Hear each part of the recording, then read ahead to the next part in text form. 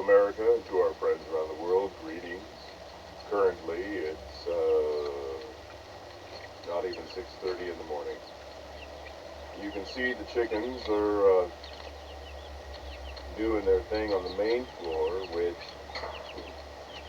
not even 20 minutes ago, the bulk of them were on the mid-mezzanine, right next to where the heat lamp focuses most of its energy.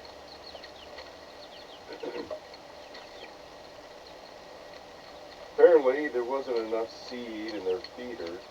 They decided to topple the silo. It's the most aggressive action, short of pulling at the string or chasing the one who caught the bug, you know, the various games that they play. Uh, but their silo is about bright and resupplied, and their water is nice and cold for the start of the day.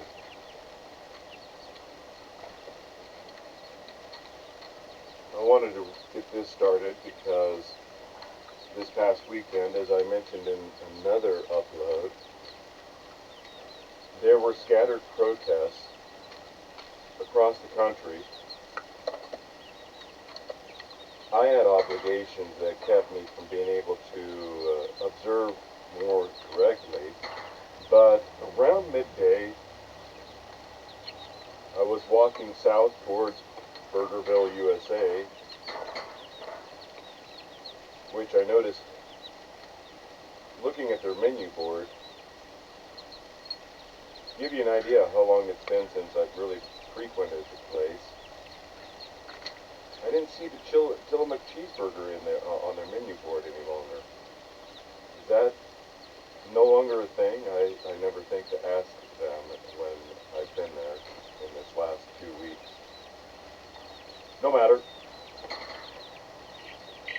Benefit of Burgerville is they make claims that everything is locally sourced and naturally produced. The potatoes are from, the Pacific Northwest. The beef is raised in the Pacific Northwest.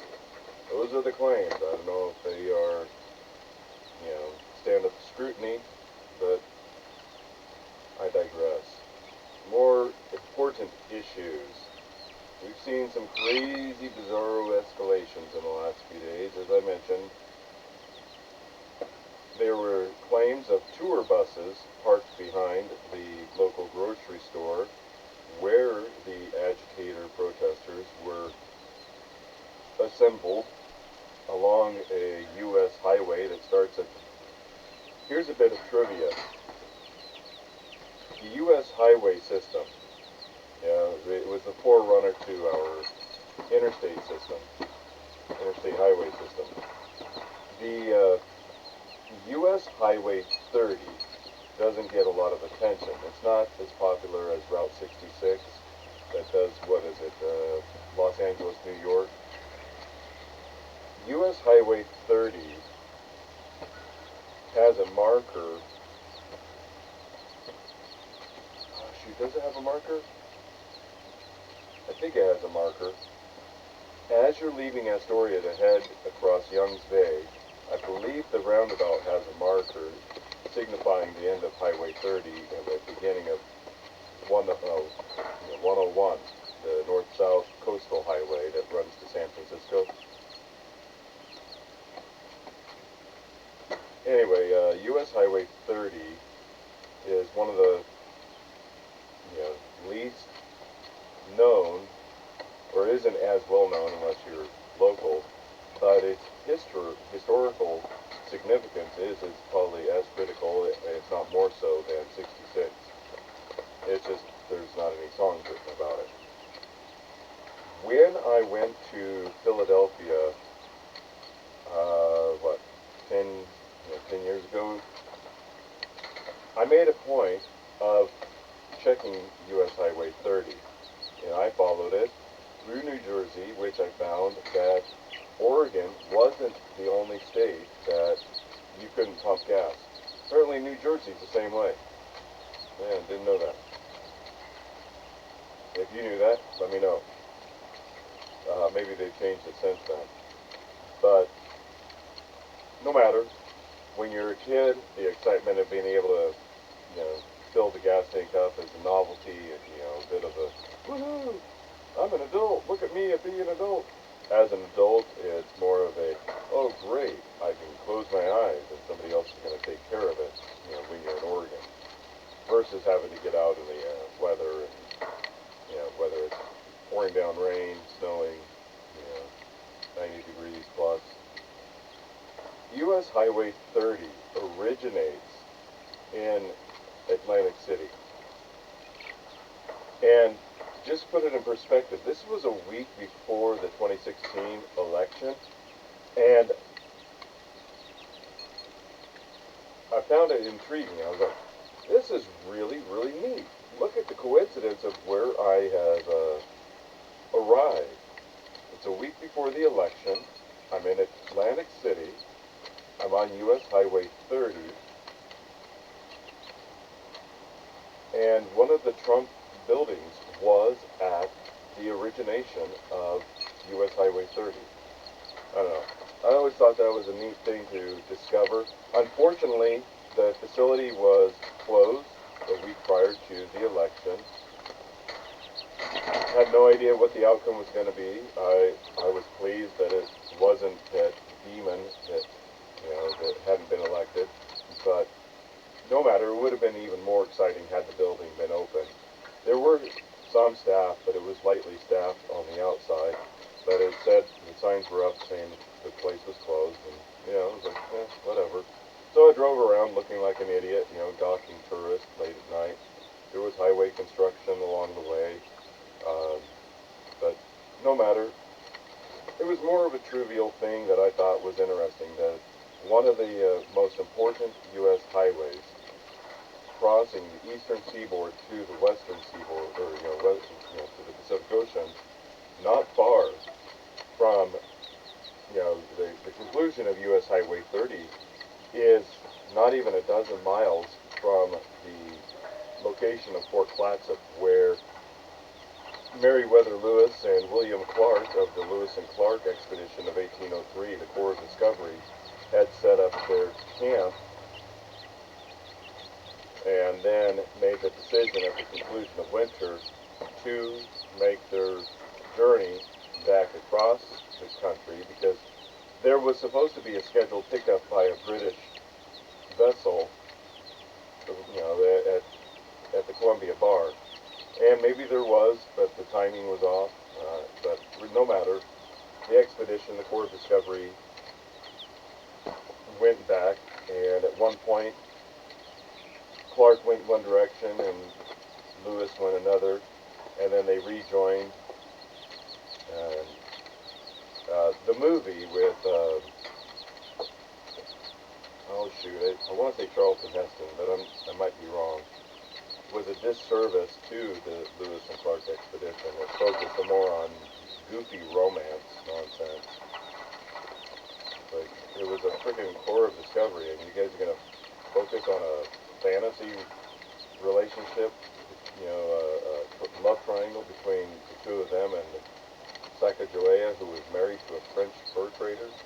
Anyway, I just thought you might find it interesting. At the foot of U.S. Highway 30, which connects the East Coast to the West Coast, has been a staple for almost a century of, the transcontinental coverage, originates essentially at the base of one of Trump's buildings and then concludes at Young's Bay just before you leave Astoria for Warrenton. So the excitement of the weekend is, Tim Pool covers this as these Antifa leftist communist rioters murdered an individual. They turned their, mostly peaceful riots into a murder zone. Not only did you have that happen, you also had Tim Walz appointed, Tim Walz, the governor of Minnesota, his appointed Africa United, I don't know if he was a manager, director, or just an officer of that organization, but he was a government functionary for Africa United, go and murder the senator and her husband at their home, and attempted murder at this point. I haven't had a chance to check to see if they have survived, if they're going to pull through, or if they have died.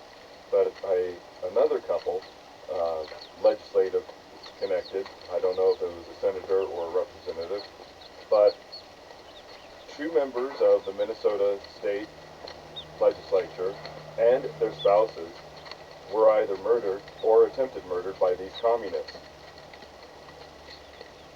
These feminazis are out of control, and they need, awful, affluent, Western, feminist, leftists need to be criminalized and prosecuted to the fullest extent of the law, up and including to the ending of it, for having ended or attempted ending of somebody's life. In particular, those who are only there, who are guilt by association, in their eyes, by, the virtue of being married to the elected representative. No matter, the one that I saw, I didn't have my camera, I should have had it with me, I had everything else, but no matter, there was about, 150 to 200 people on one side of the highway, and about a dozen on the, the west side of the highway, and they kept it contained.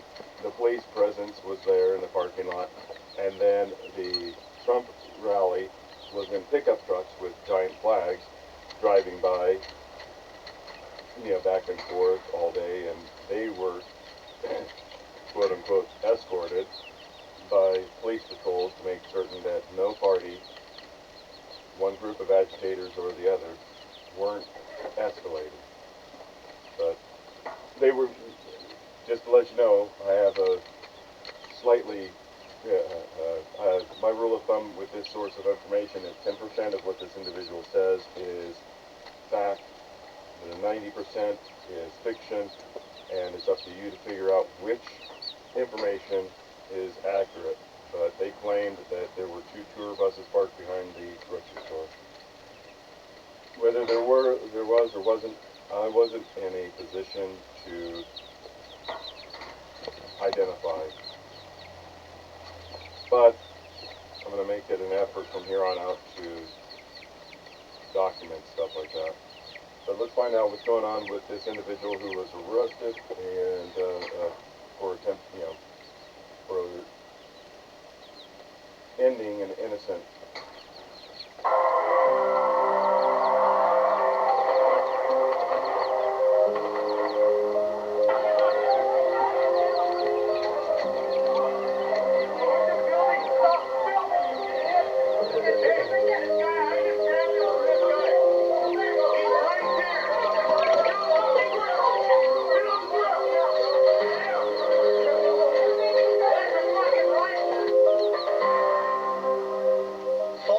Extremists shot and killed a man at the No Kings protests on Saturday, and we do have updates. You may have heard the news. It's been a bit of a hectic weekend, what with Israel and the Iranian war. The U.S. is rushing warships to the Middle East. There was an assassin who killed two Democrats and a controversy over his manifesto.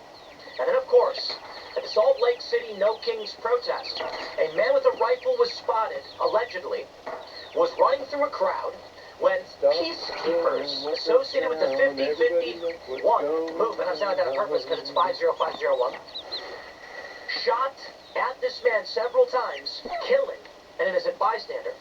Now the question is, who is this guy? Who's being charged? And this whole story makes no sense. It's very strange. And many people have drawn a contrast to this and say Kyle Rittenhouse. That is, Kyle Rittenhouse was threatened with death, then chased down the street. Someone fired in the air, to which he turned around and opened fire on his assailant, who had actually touched his weapon, reached for his gun, and was about to grab it. That's when Rittenhouse fired. He then tried rendering aid, then tried going to the police, was chased, attacked, nearly shot and killed, and fired only in self-defense. How did the media report that? Largely neutral. 2 dead, 1 injured in protest. Some of them said white vigilantes and vigilante man arrested. And then as the months went on, it began to get a bit more political, calling him a young white supremacist, police supporter, etc., etc.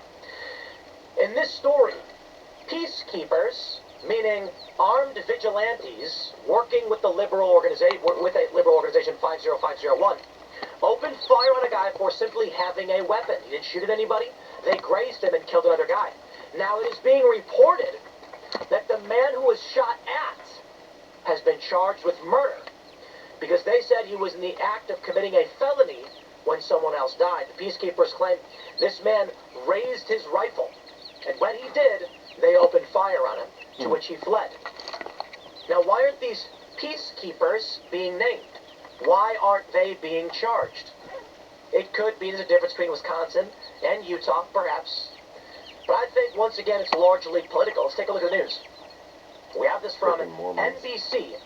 Innocent bystander shot dead by peacekeepers during No Kings protest in Salt Lake City. Detectives believe the victim...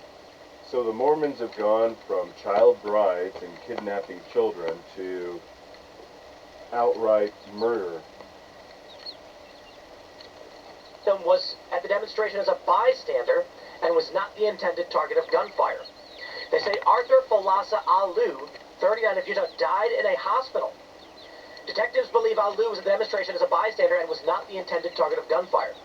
Police have arrested Arturo Gamboa, 24. He was booked into the Salt Lake County Metro Jail on a murder charge. It was not immediately clear whether Gamboa was still in jail Sunday and whether he has an attorney. Now, once again, most people are going to read this and think Gamboa was the guy who opened fire. My understanding, and based on reporting from Andy No, is not, no. He was the guy armed with a rifle, a far-left extremist, who was reportedly accused, of raising his rifle. They aimed at him and he ran into a crowd. As far as I can tell, we don't know that he did anything. They say also detained Saturday were two men who were part of the event peacekeeping team. One of the peacekeepers fired the shot that fatally injured Alu. It was not immediately clear whether those two men will face charges. The men told police they saw Gamboa move away from the crowd and begin manipulating an AR-15 style rifle, prompting them to draw their guns and order him to drop the weapon. Instead, Gamboa ran into the crowd holding his gun in a firing position. Police said in response, one of the peacekeepers fired 3 shots, one of which struck Gamboa and another which hit Alu, according to police. Now, again, I don't know exactly what happened, but I can say this. Potentially, and I got no reason to defend an Antifa extremist, this guy Gamboa. However, if we're talking about gun rights, firing position, I doubt this guy was training his weapon on people running into the crowd. What it sounds to me is this guy walked out of the crowd and maybe was cycling around or something, or all around checking the weapon and looking at it, maybe at a jam. I don't know. I'm saying that he'd been doing a bunch of things that were not related to aiming a gun at people ready to kill them. These peacekeepers, being overzealous and panicked, saw a guy fiddling with his rifle. So they aimed their guns at him and told him to drop it. This guy sees random people pointing weapons at him, so he runs. They then claim he was in a firing position. Why? Because maybe he had his weapon at low ready. This is what happens, man. I've talked about stories like this before, and I don't know exactly the full details. We'll see what happens. There's footage of people fleeing the scene, but I don't know if we have any direct footage of the actual the shooting. But I've told the story several times, and I'm pro-gun. I'm probably one of the most pro-gun, Hungry little chickens, people aren't they? you'll ever hear from. I think people should be able to have cannons and nuclear weapons, according to the Second Amendment. I agree. That being said, I don't want people to have nuclear weapons. I'm saying Second Amendment provides that protection. There's a story that I talk about quite a bit. It's a great example, and I actually heard it years ago. 2 guys are driving, I think it was Texas. One guy rear-ends the other guy. The guy who got rear-ended is extremely angry. He's got rear-ended. So he gets out of his car. He's strapped. He's got his holster. It's plainly visible. And he starts screaming and yelling. The guy, what are you behind? You hit me. The guy sees a dude get out of his car screaming and yelling, armed. So he gets out of his car and says, bro, stop. and puts his hand in his holster. The guy who was yelling sees the dude reaching for his gun, so he pulls his. Yeah, this is too The other much, guy sees him now drawing his weapon, so he draws his to high ready, He gets shot. and then the other guy thinks about to get shot, and then he shoots him. And that's the rapid fire escalation. That it is believed the intention of the man who got rear-ended was not to aggress upon and shoot the guy. He was just angry. He was yelling. But the guy saw him approaching his vehicle armed and was, hey, back off. The other guy sees a hand going to a gun, and he's just like, this guy's going to shoot me. This is what it seems like happened. They see a guy fiddling with his rifle, who knows what he was doing, so they raise their weapons at him. And imagine you're on the street, and some random dudes, these aren't law enforcement, these are random guys, point rifles at you. Are you going to stand there and just be like, yo, or are you going to be like, holy crap, they're going to shoot, take cover? Depending on the circumstance, especially in this, I think we're dealing with two different extremist leftists, paranoid about the far right. This guy sees two unknowns pointing at him, and he's probably thinking, oh no, it's the far right coming to get me. They see him and saying, oh no, the far right's here, because they're all crackpots. And now somebody is dead. Somebody's dead. They're going to say. Police said they're still investigating, specifically looking at actions of the peacekeepers who are not law enforcement. Officials still do not know why Gamboa pulled out the rifle or why he ran for the peacekeepers. Because they were pointing guns at him. It's that simple, right? Gamboa did not fire the shot that fatally struck Alou, but he still faces the murder charge because detectives developed probable cause that Gamboa acted under circumstances that showed a depraved indifference to human life, knowingly engaged in conduct that created a grave risk of death and ultimately caused the death of an innocent community member. So possibly, they have camera evidence, video evidence, that he did raise his weapon. And they said that action, that's going to cause panic. And that's why they're charging him. A police motor squad detective reported hearing gunshots at 7:56. Now, I do think we might, there's a statement from, so there's video. I think there was a statement somewhere from the 5051 group. Is this it right here? Yes, here we go. We have this from Utah News Dispatch. Now, what is 50501? Let me zoom in here. They say, in a Facebook post Sunday morning, Utah 50501, the group that organized the protest, said it's working with police. Quote, our team was directly involved. We have been in direct contact with law enforcement. Some of you seem to think a keyboard and social media give you a free pass to be nasty and accusatory. Our teams just had to deal with something extremely traumatizing, and when faced with personal risk to their own lives, chose to run towards the danger in order to serve this community. The group said it's working as a vigil for the victim. We respectfully ask you to refrain from speculation about the alleged shooter's motives and identity. That information will come out soon enough. I love this. If it were cops that shot and killed this Antifa guy, what do you think they'd be saying? In a post from Andy No, we have some more from Tyler Hansen. He says, a Latino radical leftist and Antifa supporter has been charged with murder after a man shot at the Salt Lake City No Kings protest and died from his injuries. Arturo Gamboa, wearing all black, allegedly had a rifle. A No Kings liberal peacekeeper volunteer with bad aim tried taking out Gamboa, but instead fatally wounded a bystander. Afa Alou, pictured below, died. Suspect Gamboa only suffered a graze wound. The peacekeeper has not been named, and police have not stated if he will face any charges. And then we have this from Tyler Hansen. Taylor Hansen, sorry, wrong Hansen, brother. Arturo Gamboa, the man charged with the murder at Salt Lake City's No Kings protest, was raised LDS in Utah by a Venezuelan immigrant father. He was a drummer in the radical anti-government punk band Raid Band. In an interview, Gamboa described the U.S. a steam train that's always been fueled by black and brown bodies. He also shared an anti-Trump post in support of Antifa on his Facebook page, and made a post about how the electoral system doesn't work and how justice must be taken into the hands of the people by any means necessary. Okay. Perhaps this guy was going to shoot a cop. Maybe that's why he was pulling the rifle out. And these liberal 50501 protesters stopped him. Maybe the reason the police are charging this guy and not those guys is because they know that this guy wanted to shoot a cop. Maybe he saw the cops at the rifle and he was getting it ready and he was going to take that shot. Honestly, don't know. What I can tell you is it just don't add up. 50501. See how it's the worst branding ever. 5050.1. There you go. That's one way to say it. Because it sounds like the group's name is 5051. 50-51, right? Sure. 50 protests, 50 states, one movement, they call it. They organized No Kings. They sent out armed vigilantes. What's a vigilante? Let's play that game. You want to play that game? Vigilante. We can play that game. A member of a self-appointed group of citizens who undertake law enforcement in their community without legal authority. How about that?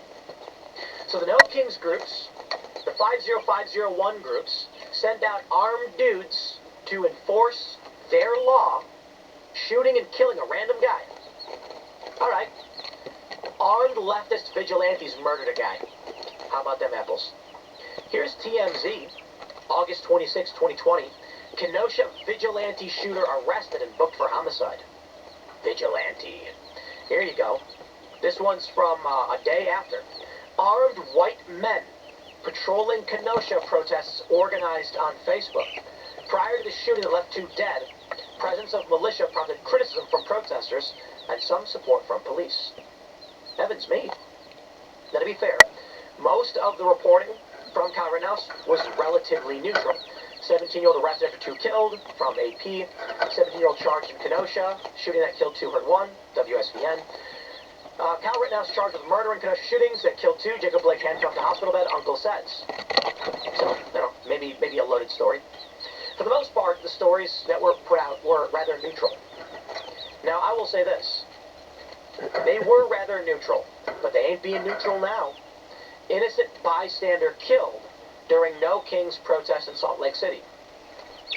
Why don't they put left, like you want to be neutral, you can say innocent bystander shot and, well, actually, I guess it's fair. Peacekeepers. TMZ was being biased. Peacekeepers. Me, I'd say armed liberal group, armed leftists. That's what I think we're looking at. We have another story throughout the weekend. We had this, we had this assassination. We're trying to figure out the motives of the guy. They won't release the manifesto.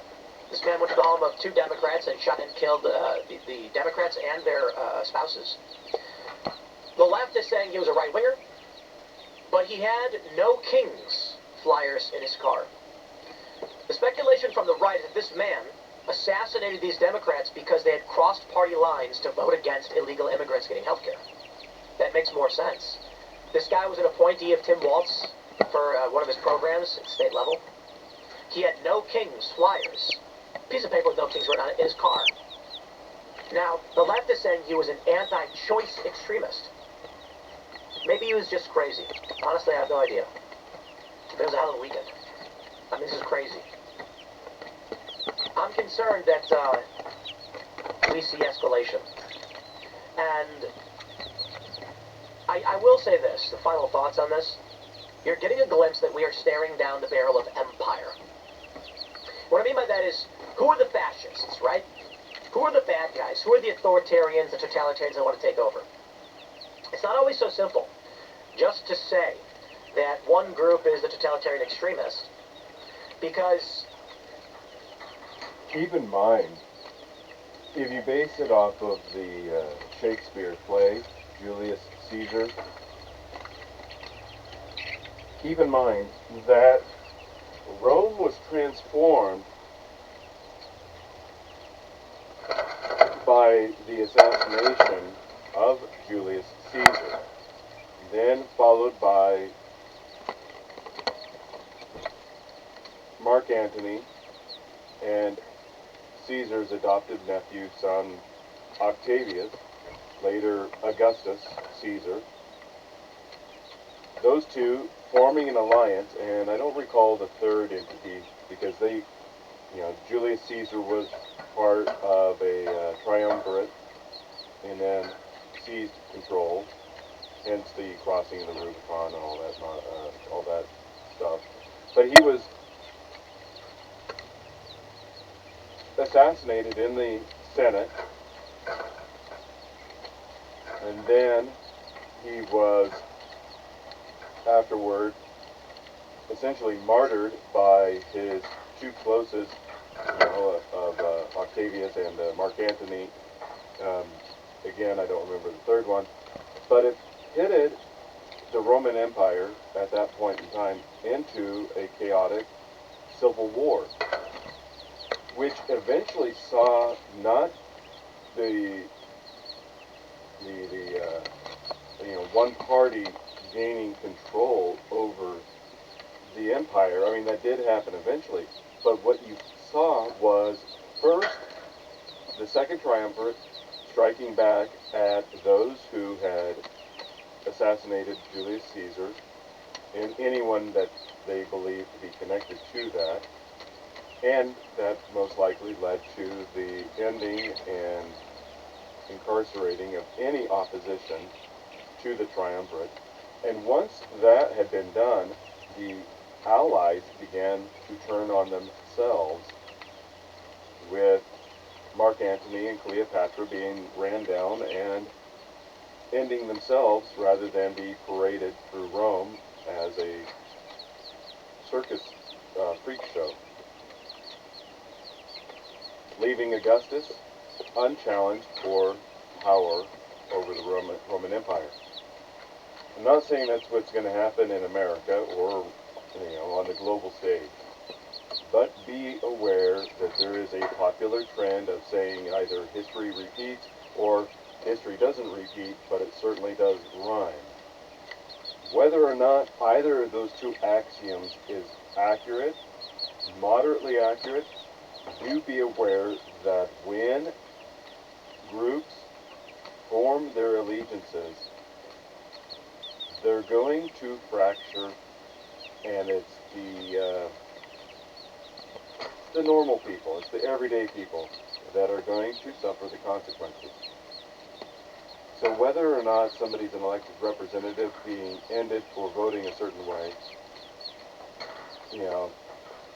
there's going to be ripple effects that are going to extend, because what's going to happen is the mentality is, it's a virus. It's a mind virus, for lack of a better descriptor. It's going to seep into common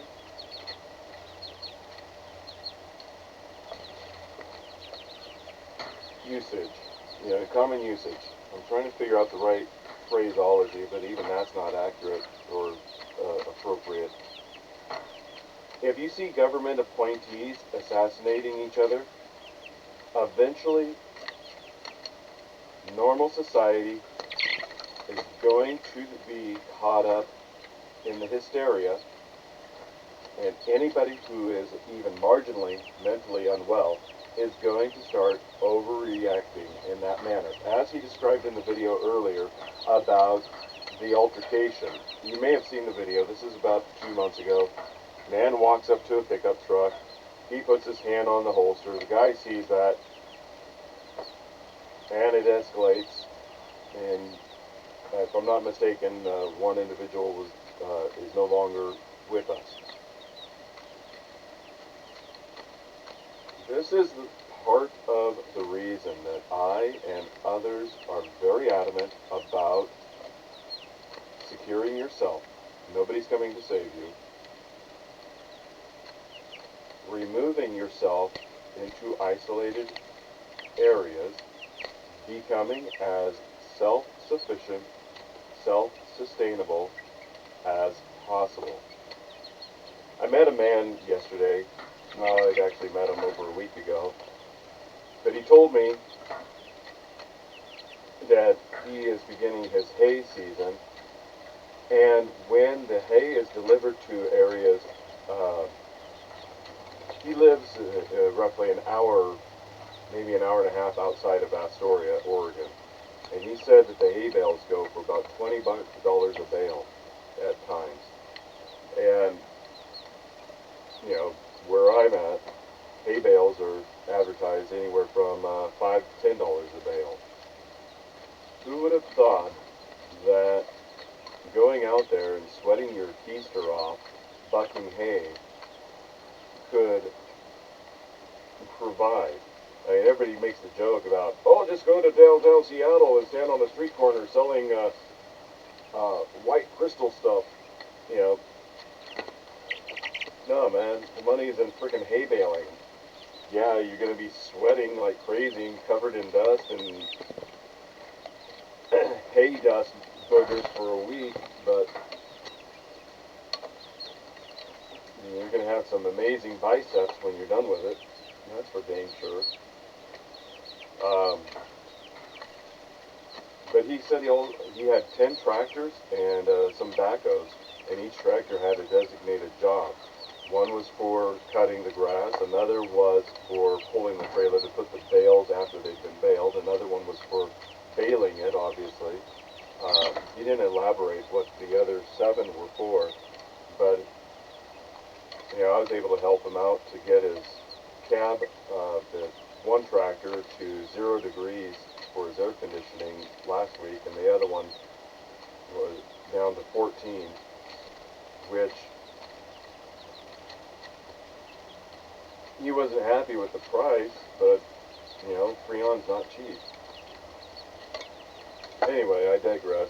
I thought that was a little bit of side trivia you might be interested in, that you got to be able to think outside the box, and you have to be willing to get dirty, because staying in these populated areas is not an option, especially if you have a family. With our current state of technology, you can relocate practically anywhere on the planet and still be connected to whatever, your news groups, your family, whatever. Either your phone calls, teleconferences, the technology to go and actually cut and bale hay. I mean, you live at a great you live in the best point in history. As I've described to people who are disabled, you live at the best point in history in the sense that the technology that's readily available to make life more convenient exists. If you are an able-bodied individual and you're not availing yourself to that technology to get out of these hot zones, or slowly escalating hot zones, you only have yourself to blame. I would recommend learning how to garden. I would recommend, obviously, livestock to some degree. As you're watching here, climbing up to the primary mezzanine level. I was describing, as I was discussing with somebody yesterday, that when they're old enough, my plans are to make homemade eggnog and homemade mayonnaise. The local farmer's market, I saw that somebody, at least a couple weeks ago, was selling farm eggs. I've always used this as an example. When doing the farmer's market, when being at the farmer's market, the one individual, week after week, that amazed me was the fresh cut flowers guy. That individual had to be making money hand over fist. The women, and it was all 80% women, single women, dropping big dollars for this. Occasionally it would be one man doing it, to take home as a surprise. Occasionally, it was couples, but easily, if not 80%, 70%, women by themselves going to the fresh cut flower stand, buying a bouquet of flowers and carrying it as if it were a newborn baby, after delivery. The glee on these women's faces was creepy. I mean, I'm going to be direct. The flowers are dead. You paid $20 to $50 for a bouquet of flowers that are dead because they've already been cut. So you've got stars in your eyes and a smile from ear to ear, and you're happy, but they're already dead, and within 3 to 4 days, they're going to be wilted, and definitely by the end of a week, they're going to be stinking up your place. But that 20 minutes to 2 days of joy in their mind is worth the $50 a week spending. So keep that in mind. Keep that in mind that stupid people will pay stupid prices. You just have to find the right item that somebody's willing to pay a stupid price.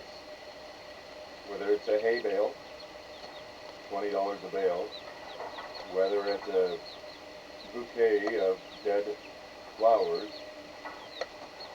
whether it's a basket of farm fresh eggs, get yourself a goat, and learn how to milk a goat. Milking cows is easy. It's expensive, but it's easy. Never milk a goat. But think of it this way: if you have a goat, I think you can make feta cheese. Think that's how feta cheese is made, is with goat's milk? Anyway, things to keep in mind. As these violent events as the violence and instability escalate, you have to be your own hero. You are the main character in your story, which means you have to go through those cycles, the cycles of suffering, whether it's find somebody, whether it's in mythology, or modern storytelling, but it's the hero's journey. Wow, I need to get out of this place, but I just don't have any direction or motivation, to tragedy coming to your doorstep and being motivated to be to learn those skills rapidly, because you've been lazy and haven't done it. Or maybe you have done it, but no matter. The point being is, nobody's coming to save you. You've got to be your own hero. You need to learn how to be self-sufficient and self-sustainable. And if you do it with gardening, farming, agriculture, livestock, and if it's more than just yourself in terms of a family, whatever you do have to recognize that it's not just you that depends on your abilities, it's other lives. But at the very least, learn how to make corn so you can eat corn and have enough to live off of. Or get some chickens and have them produce eggs. You'll be sick of eggs, but would you rather be alive to be sick of eggs, or would you rather be starving wishing you had even one chicken to have an egg? Nobody's coming to save you. Learn how to filter water. Learn how to shoot. Learn how to plant. Learn how to raise animals. Learn how to cut grass. Learn how to bale it. Learn how to make a rocket stove. Learn how to build. Learn how to dig. Learn how to cut a tree. Swinging an axe isn't the most efficient way of doing it. The $200 to $500 for a decent chainsaw is worth it. Keep these things in mind. Well, I was talking to, I think it was Rudyard Lynch, last week. What a false history. And I said, what's going to happen? It's going to be good. It's going to be bad. He says, it's going to be good for us, because he said Trump's going to win. But it'll be bad for them. To the commies, to the far left, Trump is that villain, because if he wins, he destroys them. And to us, the communists are bad. But what I will say is this. There is one distinct factor that separates this stupid game of both sides have problems. And that is the media, the police, the system in play, arrested the guy who got shot at, and not the guys who did the shooting. Now, you'd think that bare minimum, you'd arrest them all and say, look, you guys shot, we're going to bottom this. Not just say, see you later, boys. Active organizers of the No Kings protest, peacemakers, out and armed, opened fire on a man who did not fire on them. And the guy who got shot at, a far-left extremist, was the one arrested. I got questions. Now, by all means, you point out it was left-on-left violence, whatever. I'm saying that when the media comes out and refers to these guys as peacekeepers, and keep in mind, this happened in Salt Lake City. And I'm very well aware that Salt Lake City is not the Mormon capital or LDS capital or whatever way you want to be least offended by the naming. I get it that leftism has infected that city, but that group of people is notorious for crazy nonsense with their magic underwear, kidnapping children, forced child brides, forced multiple brides, expelling of boys at a certain age because they're competition.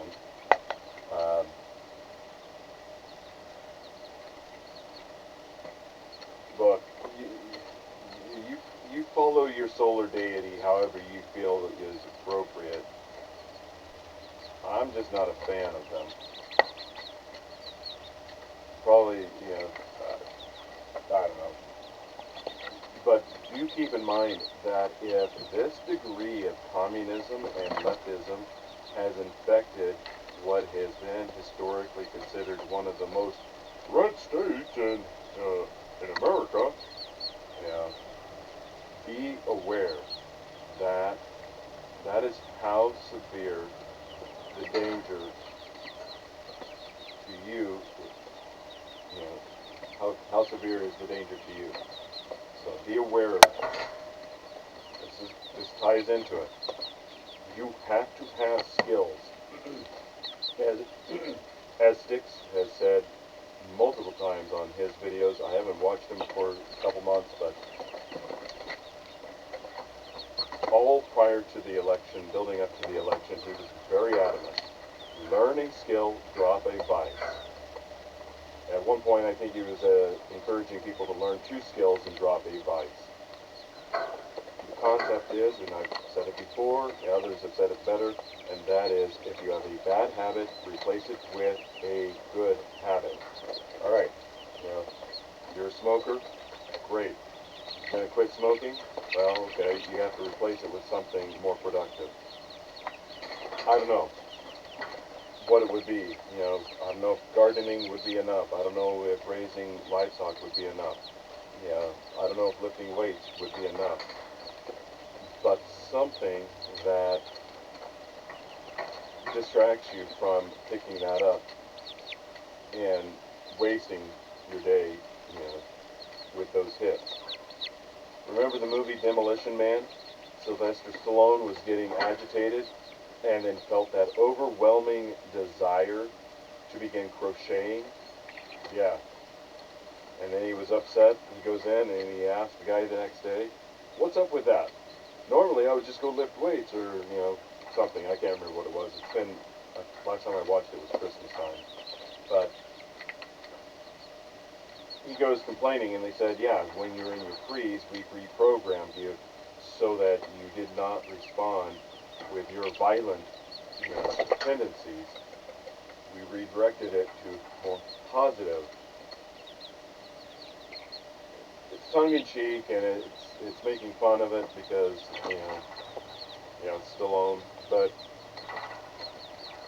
that's what you have to do. You have to replace a bad habit with a productive habit that is going to distract you. Set of armed vigilantes. I got questions. When Kyle Rittenhouse, when he shot, and they condemned him to death or life in prison, he had been threatened with death, chased down the street, and only fired after he was attacked. These guys opened fire on a guy who said they said was manipulating a weapon. What does that even mean? They didn't say he was pointing it or brandishing it. They said manipulating.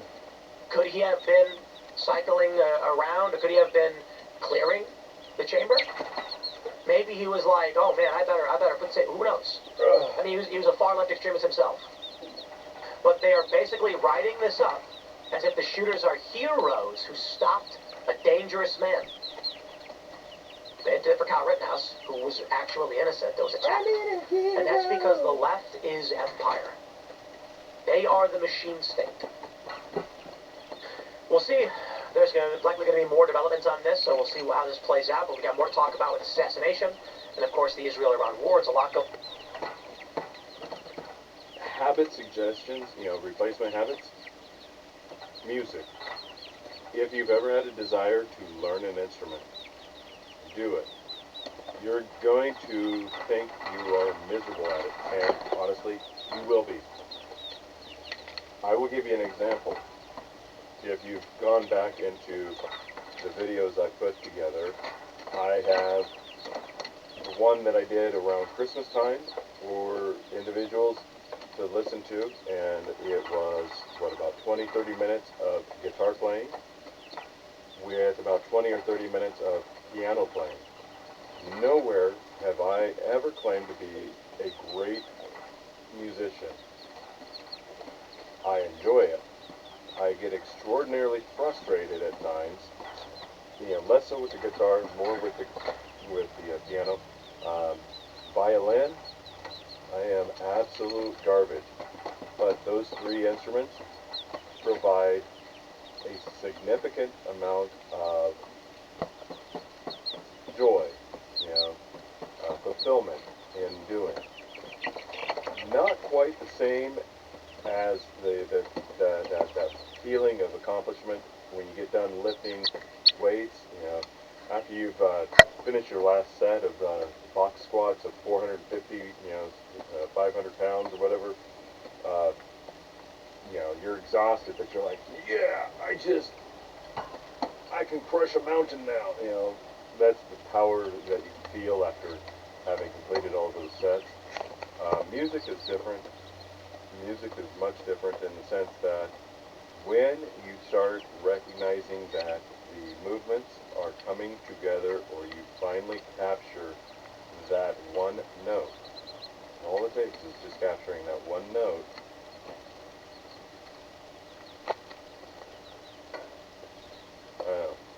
Just a suggestion. It doesn't always have to be about, farming, or mechanics. Those things are needed. Those things are necessary. But nothing that says you can't get a guitar and sit on your porch and strum.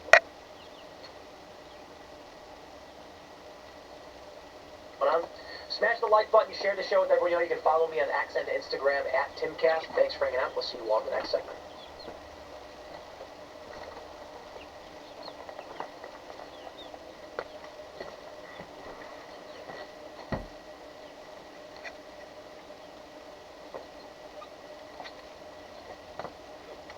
In a week of humiliating failure for Gavin Newsom, even the left is turning on him, including Fetterlund, who I think is quickly rising up the odds of being the Democrat candidate, which is crazy because the guy's going to have to learn how to wear a suit. Now, here's the interesting thing. He is practically begging Donald Trump to arrest him. The left has now admitted that they are hopeful and trying to get him arrested on purpose. They saw what Trump's mugshot did to his popularity, and they're literally trying to repeat that with Gavin Newsom. I mean, how pathetic, how low can you go? I mean, the other day we had, Padilla, or Tortilla, whatever that guy's name was, basically storming Kristi Noem, getting arrested, and then the whole left was like, yeah, we have our, hopefully he'll get his mugshot hopefully moment. he'll get arrested, and then get a mugshot. Didn't happen. Last night, Bill Maher absolutely roasted Gavin Newsom's pathetic pick-me energy, too. But we'll get into that after a super quick word from this video sponsor. Huge shout out to this video bitching about it. All sorts of safety. It all depends on how I use code. This is not a good way to break a bad vice. Substituting one, smoking cigarettes and whatnot with an electronic version. These guys, I get it, they're trying to make a buck to pay their staff, but that's not helping anybody's addictions and overcoming a vice. What happens in movies, as soon as there's a big problem, a hero will rise. and I think we saw that this week because Gavin Newsom, this makes me feel good because, people make fun of me all the time. Why do you stick with Gavin? He sways too far left. Yeah, but he's been moving to the center lately. No, he hasn't. He kind of had his moment now. I mean, I did a joke in a monologue about it, but like, he's saying Trump likes this. I think he might like this too. Because Democrats have been looking for somebody. Cory Booker stood up there for 25 hours. That's not, he did like a... It was lame. Filibusters. Yeah. It wasn't sexy. It wasn't... Said he didn't go to the bathroom the entire time. Right. It didn't go to the bathroom the entire 25 time. hours. Right. That was... I don't believe that. Okay. That's not going to get the job done. But Gavin Newsom going up there saying, arrest me, tough guy. Show some of Gavin's... That's cringe. That's just cringe. I don't... It's a tough guy speech there. Come after me, arrest me. Let's just get it over with. Tough guy.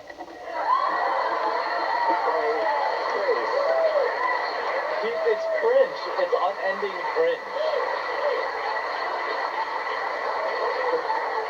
You think Trump liked having his face in a mugshot? This guy wants his face on a mugshot. Well, yeah. He wants... It's like on purpose. Like, he absolutely, positively wants his face on a mugshot. You lost Federlump. Like, even Federlump is saying, no. He is being back. Fully support him taking out Iran. Being Senator, so I just want to get your take, first of all, on Iran, Israel. They finally did it. What do you think? Sure. Well, I think you and I agree a lot of the things about it. Yes. Oh, he's wearing a button-down shirt. I absolutely. I think I was maybe the only one that said we really have to fully support him taking out Iran. I don't think he was the only one that was Never cheering for allow war. Iran to develop a nuclear weapon, but also as well too, after Israel was able to destroy the proxies like Hezbollah and Hamas as well too, they have a really once-in-a-generation opportunity to take the nuclear... Does he rub like coal on his face? Why does his face look so dirty? And I think they did absolutely the right thing. Okay. Little down. Obviously, there's a lot of horrible destruction and loss of life on both sides. Obviously, Hamas started that war. Israel has prosecuted it. And some He goes on, if the Democrats are good at anything these days, it's taking the losing side of an argument. Is now saying Israel is committing war crimes. I keep saying, do you think Hamas needs to be destroyed? And people say yes. And then the next question is, well, how do we know when that is? We may find out that Netanyahu has gone too far. What do you think about this? Does this change your thinking at all that an ex-prime minister would say this? No, I really do think, absolutely, I don't believe Israel has incurred any kind of a... Well, I'm trying to get to he talks to the Democrat Party here in a we've second. seen a lot of language been cheapened as well, too. There was never a genocide. That was never part of that conversation after all. This is a 20-month war through where they Hamas embeds it. Now, Hamas could just simply and there would be peace, and we could all move on right now. So for me now, it's really, for me, Israel was not starving people. There was no kind of a genocide. There's no war crimes. I think they were kind of cutting off aid, right? And now we all have to be honest. You can never have to rebuild Gaza, which we have to rebuild Gaza if Hamas is allowed to be in force. It's just, we just have to be honest.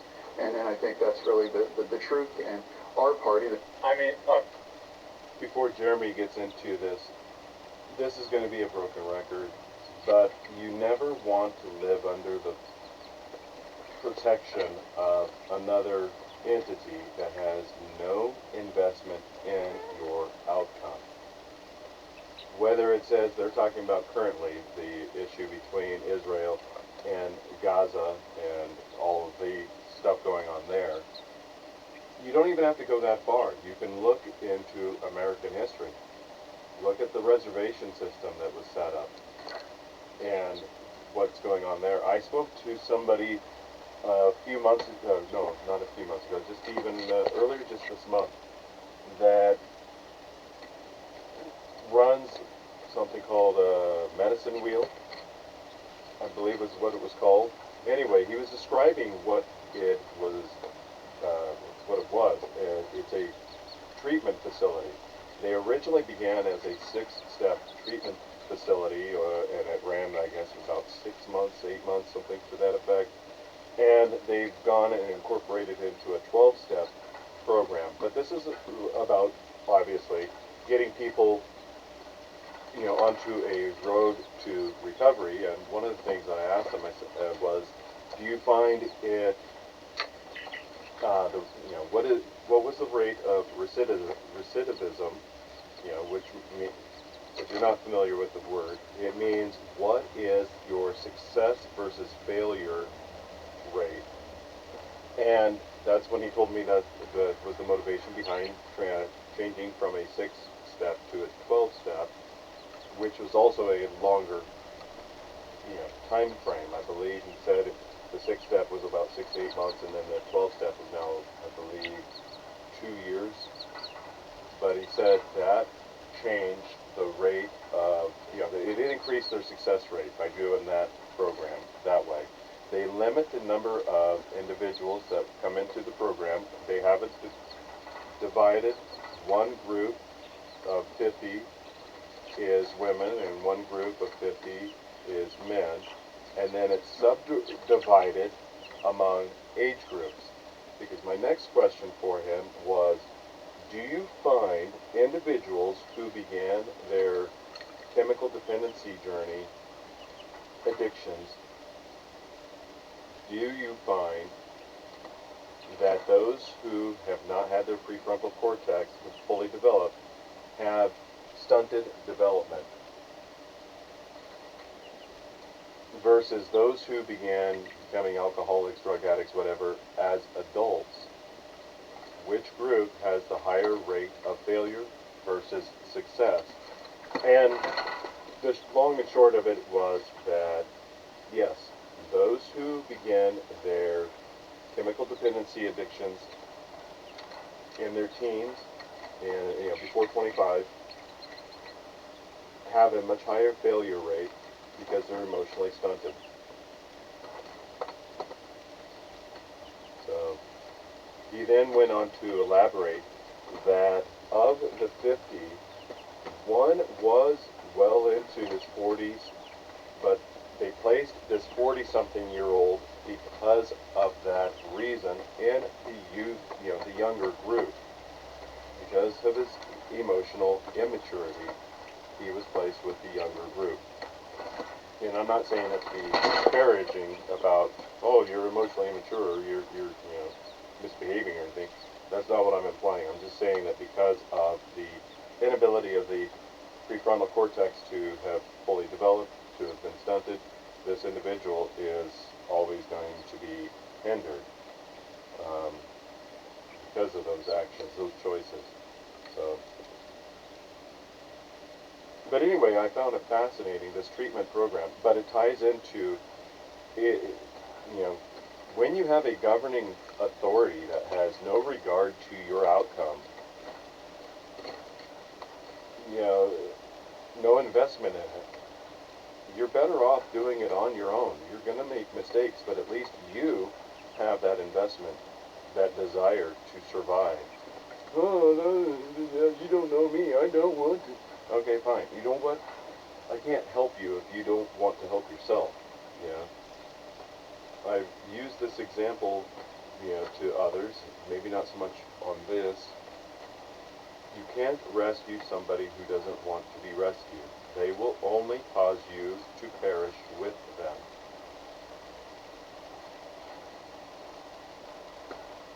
You have to find the motivation for yourself to do it for yourself. Being under somebody else's boot, gives you an easy out to blame it on the boot for your oppression. You have to find that reason to get out from underneath it on your own, and it will hurt. Because the boot is putting pressure on you from the top, and the ground is putting pressure on you from below. And you've got to squeeze yourself out without being broken. or at least not so broken that you can't put yourself back together. Yeah. The Democratic Party has lost that argument, and they've taken side with the regime that doesn't have the kind of values and live the kind of ways that we want here. I mean, really, Fetterman is kind of disavowing the far left here. You know, I don't want us to be, you know, doing anything, have anything to do with this war. If Israel wants to buy a bunch of bombs and use them, okay, you know, fine. I don't know. It's I just don't want anything to do with it. I don't want any boots on the ground. If they can have, you know, if they can take care of it on their own, like Ben Shapiro says, then fine. You know, Bill Maher says Gavin Newsom is begging for a mugshot just to play hero. What happens in movies as soon as it... Yeah. And even you see here, Bill Maher thinks Newsom could be the next hot felon amid Trump defiance. The guy for the Democratic Party, there is no way.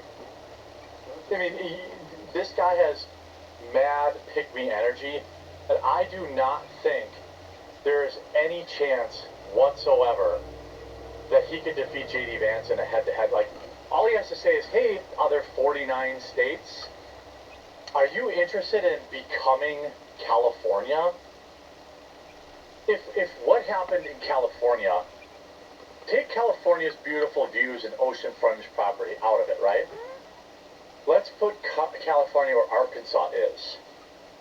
And they have all the same problems. The wokeism, the drug problems, the leftoids. You know, would anybody want to be California then? No. They benefit from being on the coast, but there's nothing that people want. There's nobody that wants to be California.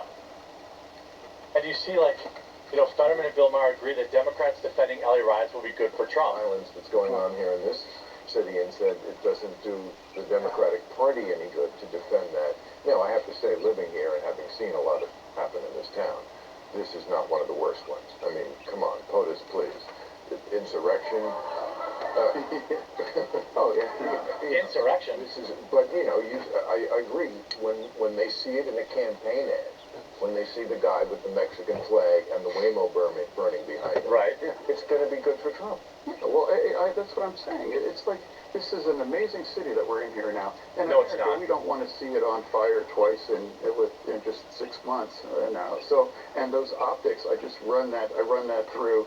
Like, what's the people like in Scranton might see those right images and those kinds of videos that thing. So for me, it's like acknowledging that.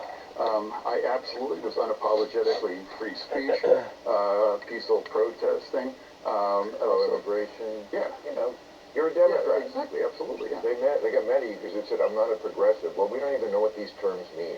Woke, progressive. Everybody has a different definition in their head. I took it to mean, like me, I'm an old school liberal. I'm an old school Democrat. Yeah, exactly. That's the thing. Yeah, but he's not. Your values, I don't think they've changed, and mine haven't really changed, but I think our party has changed. And now, if you actually kind of point out and call out a lot of these things, you know, you do take a political price for a lot of those things. Well, progressive. Everybody has a...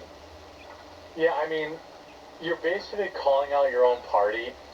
We've known ever since the election that the Democrats are keenly aware that people like the Squad, people on the far left, are why they lost the election.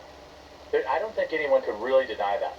I mean, Kamala Harris is obviously a terrible candidate, but the crazy pro-immigration people, pro-invasion people, Antifa, the gender surgeries on kids, all this kind of stuff, that's why they lost the election.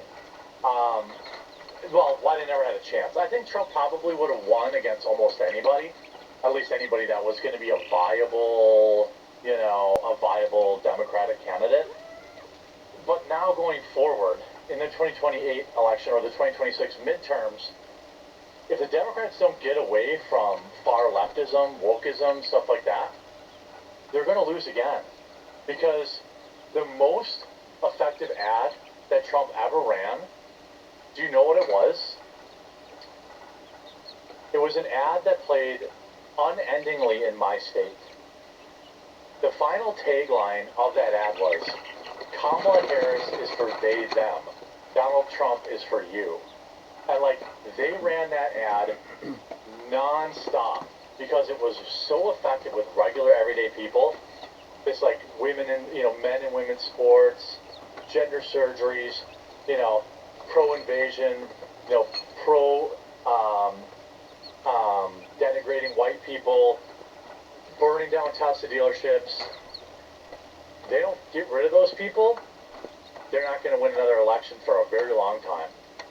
I'd be interested to hear what you think, though. All right, let's take a break from World War III and let's discuss the liberals. We were just talking about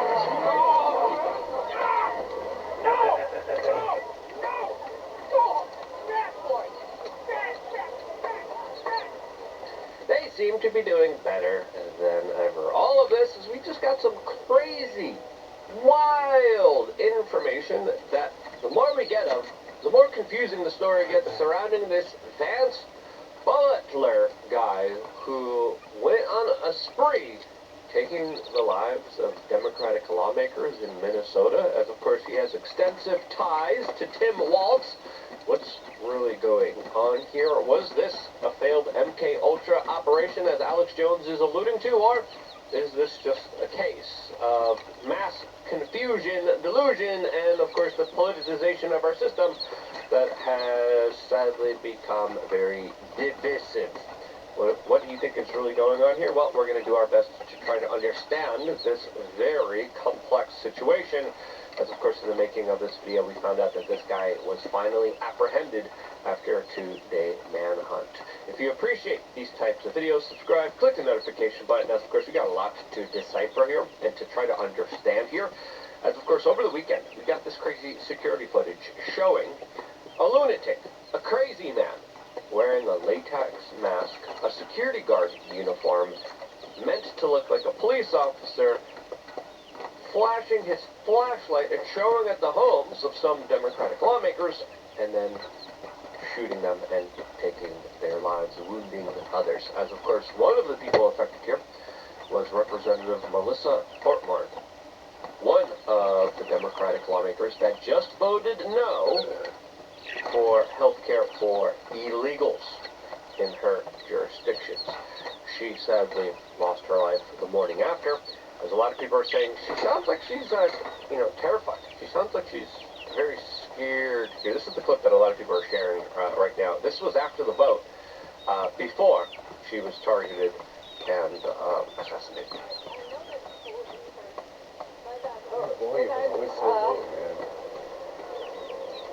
we worked very hard to try to get a budget deal that wouldn't include that provision. Yeah, very weird situation here, as of course Fox News is reporting that this suspect also had a cache of weapons, hit list in his vehicle, allegedly showing more Democratic lawmakers, as of course he was luckily captured. As a lot of people are saying, there's some inconsistencies with how he looked, his weight, who really carried this out. Some people are saying that he was covering up for another person doing this. Bail has been set at $5 million for him, as he is now facing 4 counts of second-degree murder without it being premeditated. That's weird here, as a lot of people are saying that doesn't really make sense here. As of course, a statement from probable cause confirms that he dressed as a police officer and had identified himself at the doorsteps of some of these politicians. Now, this story matters because automatically the left-wingers are like, it's the right-wing guy. The right-winger was like, no, it's the left-wing guy. So far, I'm still confused here. One of the victims here that survived was shot 8 times. Just shared a photo from her hospital bed showing that this man was, of course, apprehended here. Luckily, she survived here, as sadly political violence is becoming the new norm in our society, and it's something that, of course, we should be trying to do everything in our power to try to stop, repel, and prevent from happening and expanding in our current social political discourse. I mean, I think it's okay to argue here that we need to calm things down. The temperature in the room needs to go down. A lot of people are expecting major chaos during the No Kings rally all over the United States. Luckily, no major incidences devolved into mass riots, and there was some property destruction, but overall, a lot more peaceful of a day than some people expected it to be. Now, we got Fox News reporting on this case and giving some more of the anomalies surrounding this, as some people believe that this story gets a lot bigger than what we're actually being told about it. Here's what they have to say. Great news that he was arrested. Just saw it this morning, and it really does show probably strong coordination with both, state, federal, local law enforcement, and they did a great job catching this guy. But I think on that earlier clip you're showing, he really is, when they say the face of evil, there's nothing better to describe what this person did other than just pure evil, to go to someone's home, kill them, just for not that there would ever be a justification, but to just show up at their door, murder them in cold blood, just truly horrific, not only for them, but the entire community around them. So, yeah, I mean, absolutely. Goes without saying. There's also been a lot of swottings. Luckily, the swatting suspect, one of them, has been apprehended. That, of course, was swatting me and my friends. These types of situations are far more real, far more serious. Because we had a lunatic show up at the door of Nick F., who YouTube hates me mentioning for some strange reason, makes him more infamous. We have a lot of calls. We have a political system that sadly is becoming more and more unhinged, as well as the general population. As of course, if we look around here, a lot of people are just losing their ish here, and this is clear ground. Something bigger at play here that I think is far more sinister and far more dangerous. Before playing some of the more kind of weird facts surrounding this case, is brought in the sense of this here as the emphasis before this year to try a different like, okay, it's Mary type of secret and they're rude on people. Left, which generally is less healthy, or more health. Oh, take care of your health, guys. Seriously. The more you start taking care of yourself, the more you start working out, the more right wing you become, oddly enough. great news that he was caught. Great work by law enforcement there. Yeah, and the suspected motive is that he was targeting people who support abortion rights. He does have an online presence, and it shows that he was a devout Catholic, a pastor who preached at a church in the Congo. And one of his Facebook posts said he sought out militant Islamists in order to share the gospel. And automatically, ding, ding, ding, ding, ding, ding, ding. He's in Africa, trying to be around Islamic jihadis. Ding, ding, ding, ding, ding, ding, ding. Oh, probably some potential connections with CIA type of behavior, since the CIA is so known for working, financing, and promoting a lot of radical Islamists. A lot of times, they just give them passports when there's people at the embassies in Jeddah that specifically say, no, please don't enter these people into our country. They're radical jihadis, especially like they did in 2001. And then the CIA comes in and says, no, you denied these guys 3 times. We're going to force you to approve them. And then they come on in. And then they learn how to take off on airplanes and not to land them. And they just don't care about landing them as they're staying with FBI informants. tell them that violence wasn't the answer. And you just called them the face of evil. How do you go from devout Catholic to committing these crimes, wearing this mask that we see on our screen, and killing 2 people and attempting to kill 2 others? Yeah, it's really kind of scary because it does appear that maybe just something's snapped with this guy, because at least if you see that, it doesn't look like this would be the person that would be later killing people or have intent to murder people in his head. But certainly something may have happened that changed this guy, but it is just hard to tell, and maybe they'll find that out as they dig deeper into it, not only social media, but they're going to do extensive interviews with like family, friends, neighbors, other people that know him, so they may get some more insight onto that, but it is very troubling to see that. Yeah, 110%. There's a possibility here. The official story could be absolutely correct, but the fact that he went after this person that voted against healthcare for the illegals is a little suspicious. the fact that there's so many anomalies with this story and so many weird kind of consequences with these stories, especially with the roommate now, after he allegedly lived in a private house with his kid, his wife was found with passports. We'll get into it, but let's play the rest of this clip here because I think it's important. Yeah, and then one of the other major elements of this case, Jonathan, is that he didn't impersonate a police officer. And that's something that you can't undo, you can't unsee. Are you concerned about copycats when it comes to this, and how does law enforcement mitigate that? Sadly so. He's a copycat of another copycat, because this has been going on for quite a while. When dealing with like swottings and people trying to have random police officers show up at your door, a lot of people believe that this was a way to soften you up towards a real person coming and trying to hurt you. A lot of people believe, and this is the conversation that me and Tim Pool were having, because we were getting swatted all the time. And then I'm like, listen, let's just stop talking about this. Listen, if I get, don't talk about it. The more you talk about it, the more it happens. The more you verify that it actually worked, that it actually was effective, the more these people try to do this to you. But more importantly, we were like, okay, if someone really is trying to hurt us, right, they're not just going to hurt us. They're going to create a situation where they make police officers believe that it's always a big call. I don't have time to wait for you to Because sniff they it. could be planning on doing something real. Okay? And this is the way we were thinking. Because if someone really wants to hurt us, and there's people who do, I get the threats and harassments all the time. Tim Pool had a very important post over the weekend. Well, as soon as the Iran war kind of kicked off, he's like, I get threats. I get people showing up at my house. I get people trying to hurt me. I never go out and retroactively attack them. Metaphorically talking about the actions of Israel, being critical of it that way. But that's the reality that he faces. That's the reality that I face. That's the reality that we go through as people who create content and express opinions. Sometimes those opinions are unpopular. Sometimes people take it a little bit personally. Sometimes people are more deranged and insane, and they try to, of course, scare you, hurt you, threaten, and destroy your life because of your political opinions. That's the world that we're living in, sadly, right now, that we didn't live in before. And it slowly progressed. And we're at this kind of crescendo moment where we got crazy people showing up at people's homes. First it was swatting. Now it's crazy people showing up at people's homes and taking their lives. This is a dangerous escalation that deserves to be called out here. And as we were talking, listen, the swattings are happening as a way to make us more of a soft target, to have us more off guard here, to think that when a real threat comes, that it's just a SWAT, when it's going to be a real threat. That's what we were thinking was happening here, and that's where we are slowly moving into. And some people believe that this is a part of some kind of larger government conspiracy, which, what better way to radicalize people? What better way to divide and conquer people? What better way to do this than, of course, set up a whole bunch of MK Ultra crazy people? All right, so there is a balance point.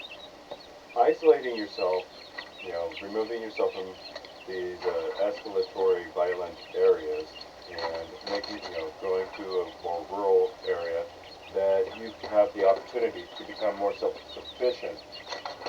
You could say, well, it's a double-edged sword, or it's a balance.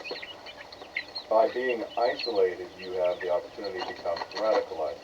There is some truth to that, because if you're not getting, a balanced approach of information, then yeah, if it's one-sided, you're going to get, you're more easily manipulated that way. But if you're consumed every day with maintaining your homestead, let's call it what it is, no matter whether the Homestead Act is no longer, active, that is essentially what a lot of us are attempting to do for ourselves, have done for ourselves, or encouraging others to do for themselves. I mean, you got Oklahoma Off-Grid, who makes videos solely on that. You have another one, which the name escapes me for the moment, but they've got about a dozen videos about reclaiming a farm, digging canals, growing a garden,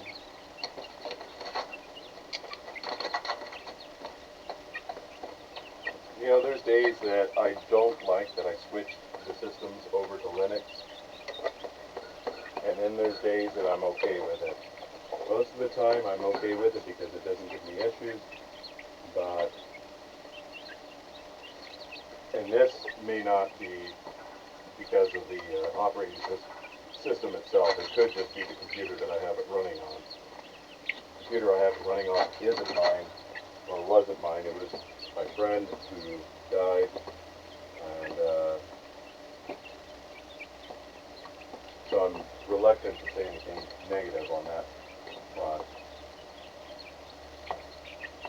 Yeah, so there's an account called Free Hive. That's free, you know, as in freebie, you know, Foxtrot, Romeo, Echo, Echo, Hotel, India, Victor, Echo. They've got about a dozen videos that deal with farm life, you know, farm reclamation. They're another, you know, Oklahoma Off-Grid is much more detailed, has more videos and more instruction on how to provide power and how to go and make yourself more sustainable. But these guys are doing similar. They are cleaning the house, cleaning the garage, making the garden, exploring the land, sowing green manure. You know, the lower back. I haven't seen the video, but based off the title, you know, the bending over and hoeing the garden, the lower back pain you get from that after a while. Water on the land, digging canals to direct the water to where it needs to go. Yeah. YouTube, Rumble, Odyssey. There is a woman on X. I don't recall her name off the top of my head, but she has a homestead in Washington, and she does similar stuff. If I'm not mistaken, I think Hidden Distillery in Oregon does the same thing. There's a lot of accounts out there that provide examples of being successful, of how to, you know, there's a lot of examples now, but, you know, the risk, so if you're busy building up a homestead, you're going to be focused on practical matters. And as Luke was just referring to, you know, lifting weights and getting healthy tends to make somebody more right-wing. Whether that's true or not isn't relevant. What it does make somebody is more practical in the sense of, you know, overcast weather, rainy weather, not exactly conducive to people calling up and saying my air conditioning needs to be fixed. But it is more conducive to people recognizing, especially at the start of autumn, you know, in October when it is getting colder, getting rainier, getting darker early. Oh, we need that heating system repaired before winter kicks in. Yeah. And as my mother was notorious for saying, you've got to, you know, you got to make hay when the sun shines. So she never participated in such acts, but that's what it is. Anyway, the point being is, you're more practical, you're more grounded, and if that makes one right-wing, then whatever. Just water off a duck's back. Don't let it impact you, because if you let it impact you, that is one of the hooks for psychological manipulation. What, you know, think of it as the monks, the two monks walking in the forest. They come across a damsel who needs to cross the river, and the one monk offers to carry her on his shoulders, much to the distress of the other monk. They cross the river, the one carrying the damsel on his shoulders, and then letting her off once they are on the embankment. Miles afterward, the other monk remarks, I still can't believe you did that. You carried that damsel on your shoulders. It is an affront to our vows. You know, you violated your oath of chastity, blah, blah, blah, blah, blah. And he turns to him and says, brother, I dropped that weight at the riverbank. How come you're still carrying it? That is the key to psychological manipulation. If you can apply that allegory to what it is that you're emotionally responding, you're going to be better armed at knowing how to deal with it. And that is the practicality that I'm trying to discuss. If you're concerned about your crops growing and your animals being fed and watered, you're not as concerned about protests unless they're on your property. You're more concerned about the practicalities of why the protesters have dammed the water blocking your resource access. That is what you're going to be concerned about. Keep these things in mind. If it hasn't become evident in the last year, it should start becoming evident now. With this escalation, I have been very focused on developing skills, both musically and practical, and advising everyone else to do the same. These others are attempting to do the same. You know, the guy that runs Better Bachelor, Joker, he gave it all up and moved to the middle of the wilderness of Tennessee just to make certain that he is taken care of, that he's away from all the crazies. So, these aren't isolated events. There are a lot of people that are saying, get out of these populated areas, become self-sufficient, replace your bad habits with good habits, and create a family so that you have a legacy that's going to continue beyond whatever chaos is going on. And that's the dirty little secret. Every generation has chaos. So don't let the current chaos be what it is that ends your life.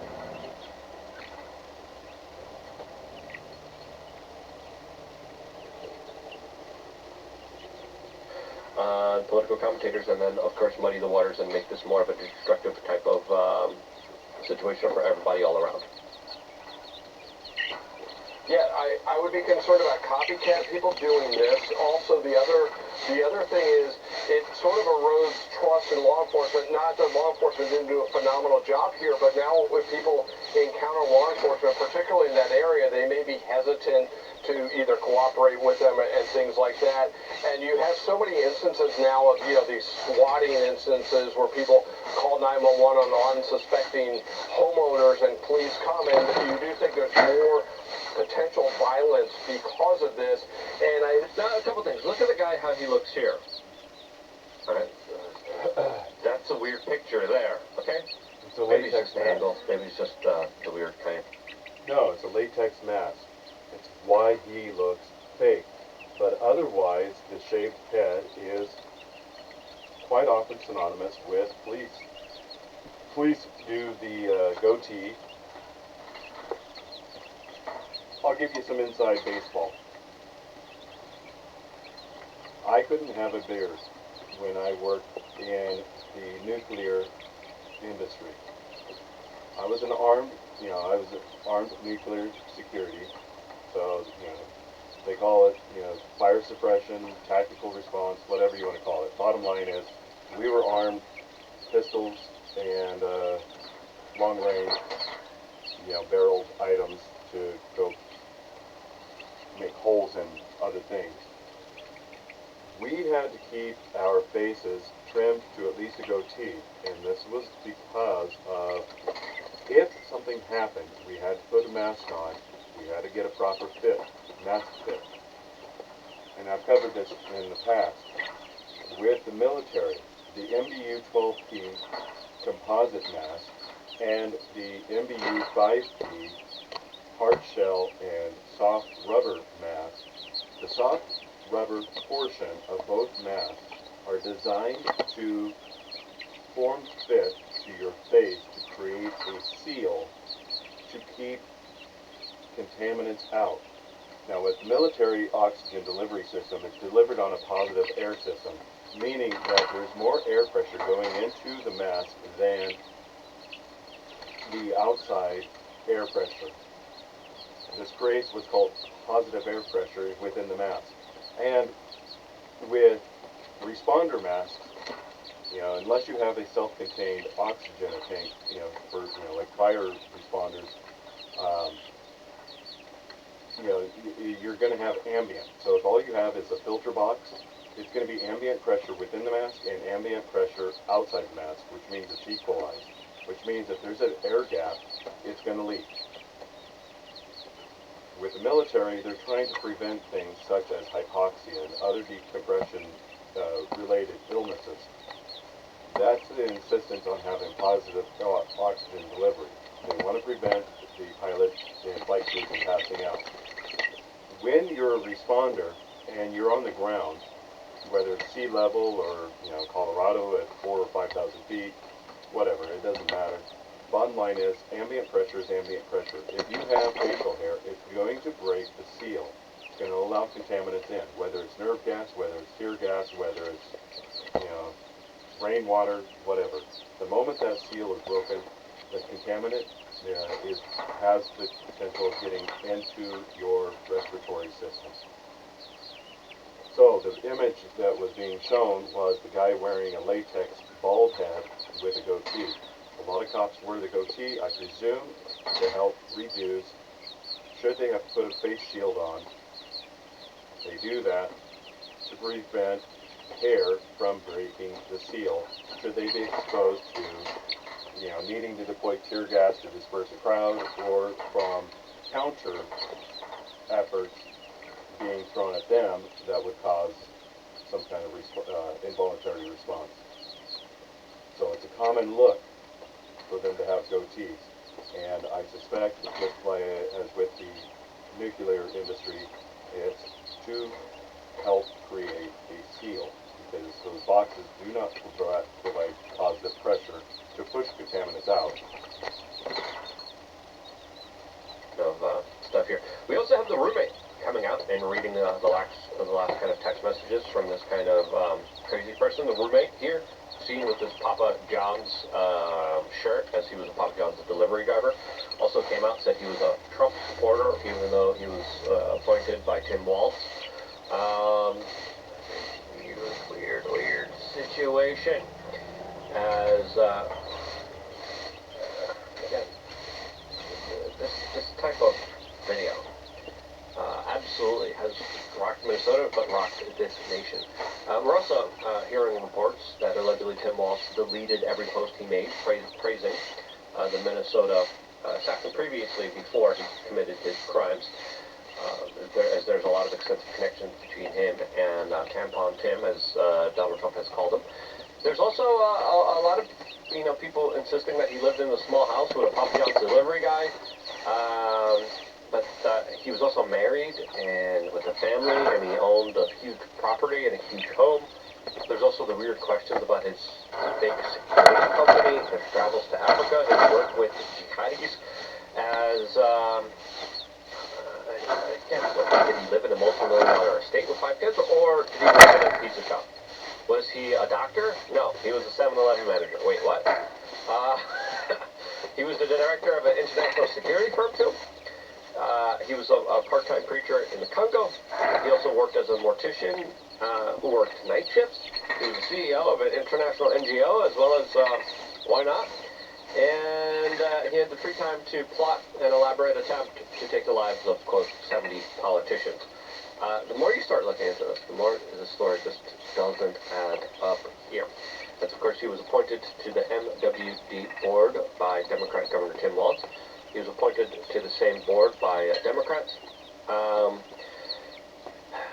His wife also worked for Tim Walz, and then he took the life of 2 moderate Democrats. He, again, how does this make sense? His wife was seen in a vehicle with cash and passport. It was pulled over and, of course, apprehended here.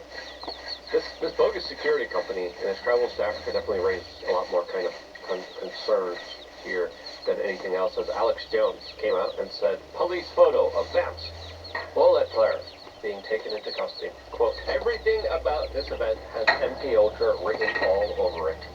That actual case here, as of course the conservative alternative responded to me, and I was like, what's the truth here? He says, the more answers we get, the less the story makes sense. I doubt we will ever know the truth. I think that's the more kind of accurate depiction here. We have Namrock on Twitter showing a picture of a glowy. Retired Army EDO says, don't care anymore, World War III is picking off. Yeah, very much. Yeah, you can see our previous video and our future videos. That's probably going to be the next video. Based Deer says, first they had a manifesto, now they don't. Are we even really sure that this is the guy who did it? I doubt that too, because he looks so different in his photos than he does in that Ring doorbell footage. Now again, the Ring doorbell footage is a warped kind of camera. It's not a usual camera. And it could be just a different angle that we're not seeing it from, but he does look different from first kind of appearances here. I'm waiting until we get more evidence. Again, is this really because of him being pro-life here? Was he a professional hitman? Because it looked like he carried his son in a very professional, proficient manner, which is very surprising. Now, I think we should care about this story. I think this story deserves more attention. And I think it's building up to potentially something bigger that we should be all doing everything in our efforts to try to prevent right now. If you agree, share this video with your friends and family members. I'm going to be here closing for you guys. Subscribing, clicking the notification button. Take care of your health. Get some magnesium glycinate in your life. And stay tuned for more. All here exclusively on youtube.com/WeAreChange. Today is Father's Day. A day for us to celebrate fathers, especially the fathers who are never appreciated, never acknowledged for anything that they do. Not the sitcom dads, not the punchlines, not the distant stereotypes society keeps trying to sell us. No, today is for the real ones. The men who show up, not because they have to, but because it's in their DNA. Because they love their children. The fathers who teach their kids how to stand tall, how to tell the truth, how to treat people with respect, how to take the hits that life inevitably gives them. Oh, ladies, you really devoured that bowl How of to be seed good wrapper. people in a world that sometimes forgets what that even means. Fathers teach their sons how to be men and teach their daughters what to expect from one. Something mothers don't do and never can do. Fathers hand down more than genetics. They pass along wisdom, grit, integrity. They teach children accountability, responsibility, and taking ownership. Lessons that don't come from textbooks or YouTube tutorials, or more often than not, from single mothers, especially the ones who are running around trying to take credit today for themselves. And yet, today isn't easy for everyone. There are fathers out there who won't get to see their children today, won't get to be with them. Not because they chose to leave, but because they were pushed out. Pushed out by vindictive mothers who don't value them or what they bring to their children. Pushed out by mothers who don't value what they themselves can never bring to their children, but what only fathers can. Fathers who've been told that they're no longer parents, but visitors by broken systems, bitter hearts, and courts that have forgotten a child's true need for their father. To all of you, the fathers fighting unseen battles, the men carrying an ache that no one wants to talk about, know this, you are not forgotten. I've been there. I know. I know what it's like to sit there on Father's Day, not being able to see your children because your bitter ex refused to allow it. I know how much it hurts. Not just you, but the children. I know every holiday, every birthday, every ordinary Tuesday stings. But hear me when I say this. You matter. Even when they try to erase you, your kids will carry you in their hearts. In the way they laugh, the way they stand up for themselves, in the way they look in the mirror and see a little bit of you staring back. So whether you're holding your little ones today or holding on to the hope that one day maybe you'll be able to again, know that while it may not feel like it, this is your day too. This guy, Dan from Men Need to Be Heard, is absolutely correct. This comes a couple days after Father's Day. So if you're one of these victimized fathers, just remember, it took the entirety of the state and federal government alongside feminist ideology activists to crush you into this position. That is how powerful you are as an individual. It took the entirety of the federal government, the entirety of the state in which you reside and its political subdivisions. It took an active, never-ending smear campaign by the feminist ideology, the corporate media, to put you into this position. That is how much they had to muster against you, one individual. That is the power you have as one individual. That is how threatened they are by you.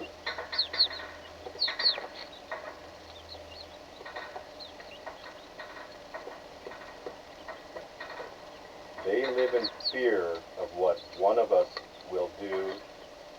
Imagine the terrors, the night sweats they have, if even dozens to a few hundred of us descended upon them.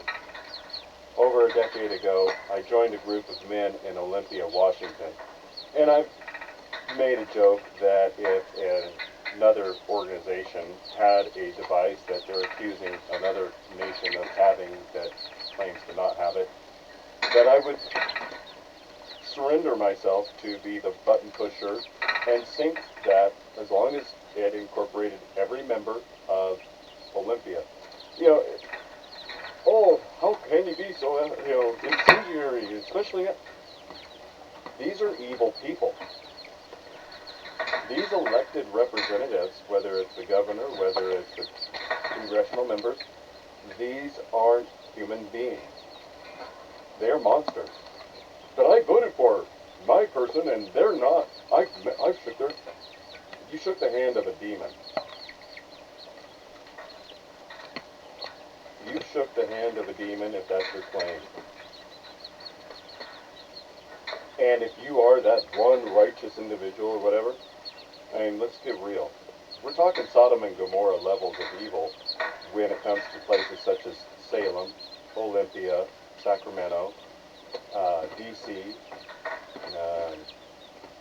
That's the extent of my readily available state capitals and federal capital information. Tells me how up to date I am on things. Look, I would rather things be handled in a civil manner. But I'm not going to shed a single tear if Olympia fell into the south of Puget Sound completely to the bottom of the Pacific, and drifted to the bottom of the Pacific Ocean. Anybody that does is a moron. These are vile, disgusting, demonic monsters. And the same with Salem, same with Sacramento, whatever state capital, they're not good people. Good people don't steal your family from you.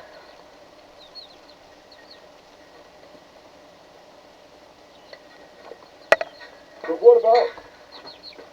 Look at the actual statistics. The whatabouts are very low percentages.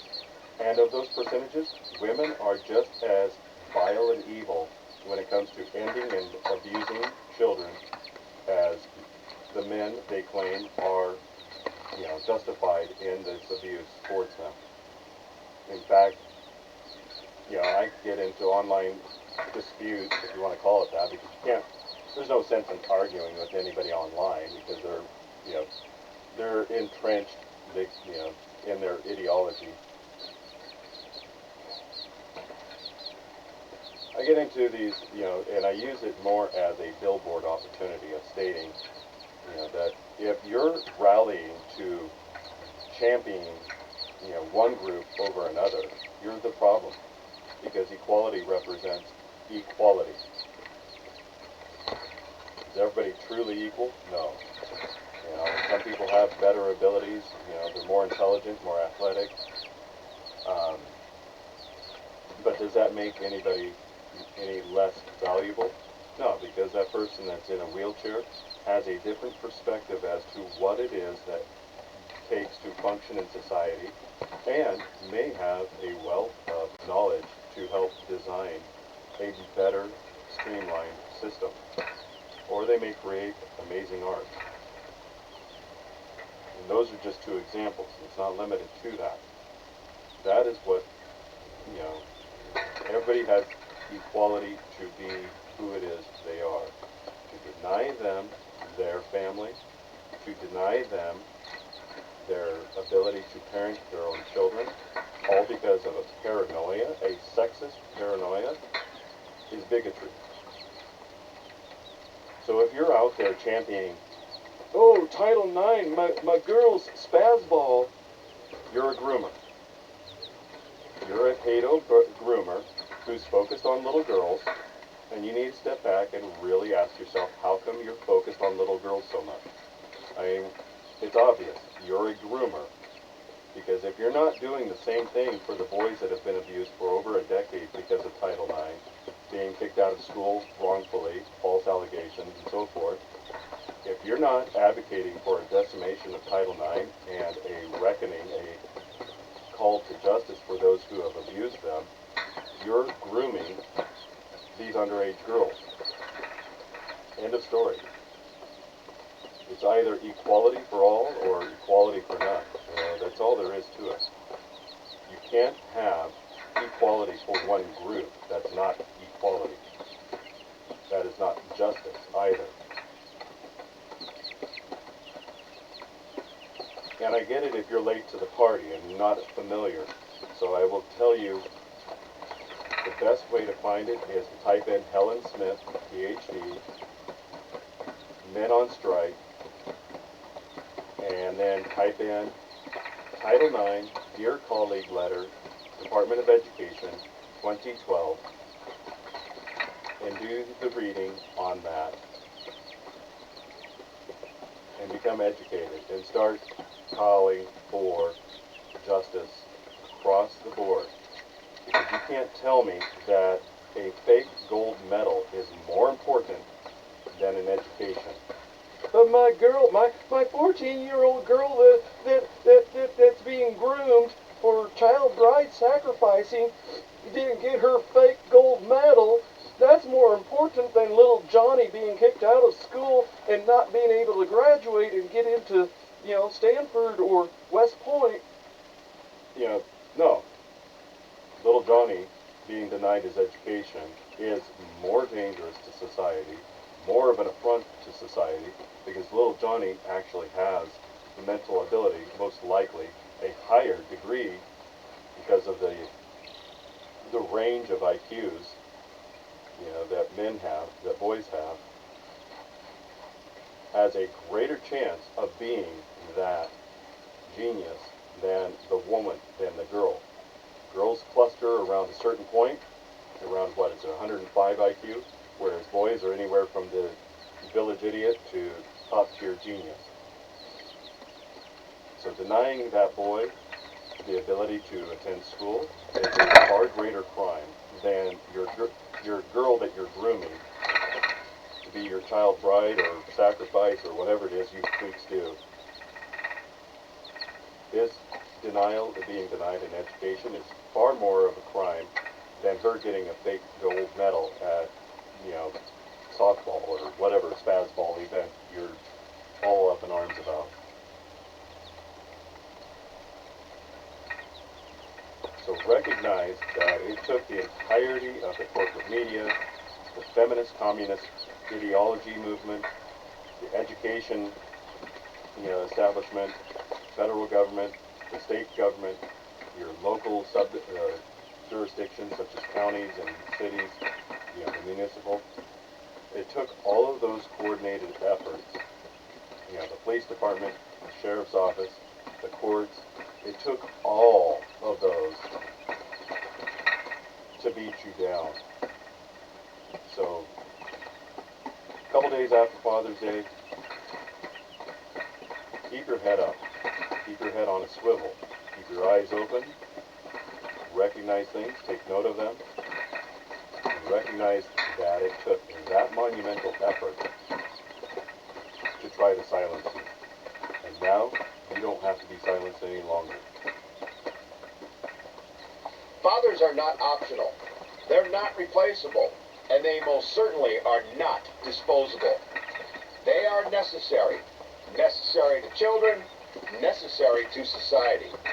So to all the men raising children in their homes, to the men raising children from a distance, and most especially to all the men fighting like hell just to be in their child's lives, Happy Father's Day.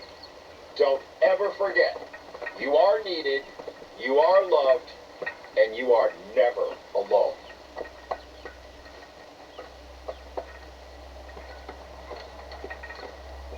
to show this one really quick. Talking about engagement, but having the same fight over him perceiving my tone of voice as being disrespectful.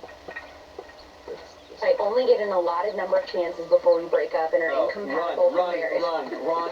Okay, so this is Deloney, and then this is Alex Clark. I didn't even know who Alex Clark is. She's this chick on... Where's she? If you're not familiar, I believe Alex Clark is the woman in the last year who was making a viral video in a car, throwing a temper tantrum about why she's still single. And then she was profiled by Manosphere Highlights Daily, or I think that's the name of the channel on YouTube.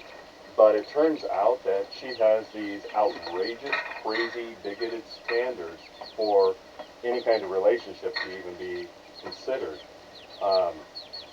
So, in essence, what it came down to, she went on this, Tamara Hall, I think, some woman's online talk show that I've never heard of before. MHD had profiled her. But anyway, so she goes from being in a car to being on this Tamara Hall, and MHD eviscerates her, and calls her out for her bigotry, her sexism, and her double standards, hypocrisy. So now we've got Rollo Tomasi, who's going to break down some of this stuff, apparently. The short version is, most likely as a woman, if you're single, you are single because you are your own worst enemy. You are either too unattractive, you are either too fat, or you are too disagreeable for anyone to be with for any length of time. Because even harlots can find somebody to lasso into a relationship, so long as they're not a shrew. I mean, hell, even 500 years ago, Shakespeare knew enough to have that play. No man wants to be with a shrew. They want somebody who is not going to cause issues at home. They want somebody who is going to be there with them, creating a conducive environment to produce and raise children and to be a refuge against the nastiness of the outside world. If your nastiness is on a same level as the outside world, there's no incentive. If you're not attractive enough to arouse the man you're with, there's no incentive.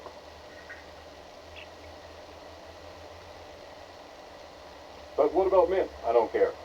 Bottom line is, you don't see men out there boo-hooing, I can't find any. Okay, yeah, you might find some out there doing that, but generally speaking, you got this clown, Alex Clark, why am I throwing a temper tantrum in her car? Why am I still single at such and such age after going to school? I do this and do that. It's not fair. And then you've seen these other women doing the same kind of temper tantrum dance. Why am I still single? It's all men's fault. No. If you're still single, especially as a woman, look in the mirror. Because if a woman is single, it says more about her than it does about the men. Because it tells you what type of men she picks, tells you what type of personality she has. If it isn't obvious by her physical appearance, either because of obesity and or unattractiveness overall. There she is. She's the one that's top row, and she's the leftmost one, Alex Clark, okay? Again, these are influencer kind of people. She's really more about like nutrition and stuff now. She's kind of pivoted out of the dating thing, but apparently this is one of her more recent ones with Deloney. Run. I think respect has become a very loaded word. Respect means you never challenge me. No, it doesn't. And I think we need to really sort of break this down for our good friend Deloney. He's such a fool. Respect is... Whoever this crew cut guy is, I've seen him sampled. He gives relationship advice. Crew cut, dark hair, younger guy, about what, mid-30s, late 30s, something like that. Anyway, he's all about the Jesus saves, and if you repent, Jesus, your marriage will be saved. Look, I don't follow the guy. I think he's a buffoon from the samples I've seen. I'm sure he's probably actually a decent guy in real life and whatnot. But he does a lot of shaming on men. And are men complicit? Absolutely. But I'm not trusting the frickin' high noon sun to be the guarantor of a relationship. And if you are, all the more power to you. But you may as well be asking the tooth fairy to, or even, Mr. Sandman, bring me a dream. I mean, you're going to have the same result. A lot of unfulfilled wants. A gendered term, brother man.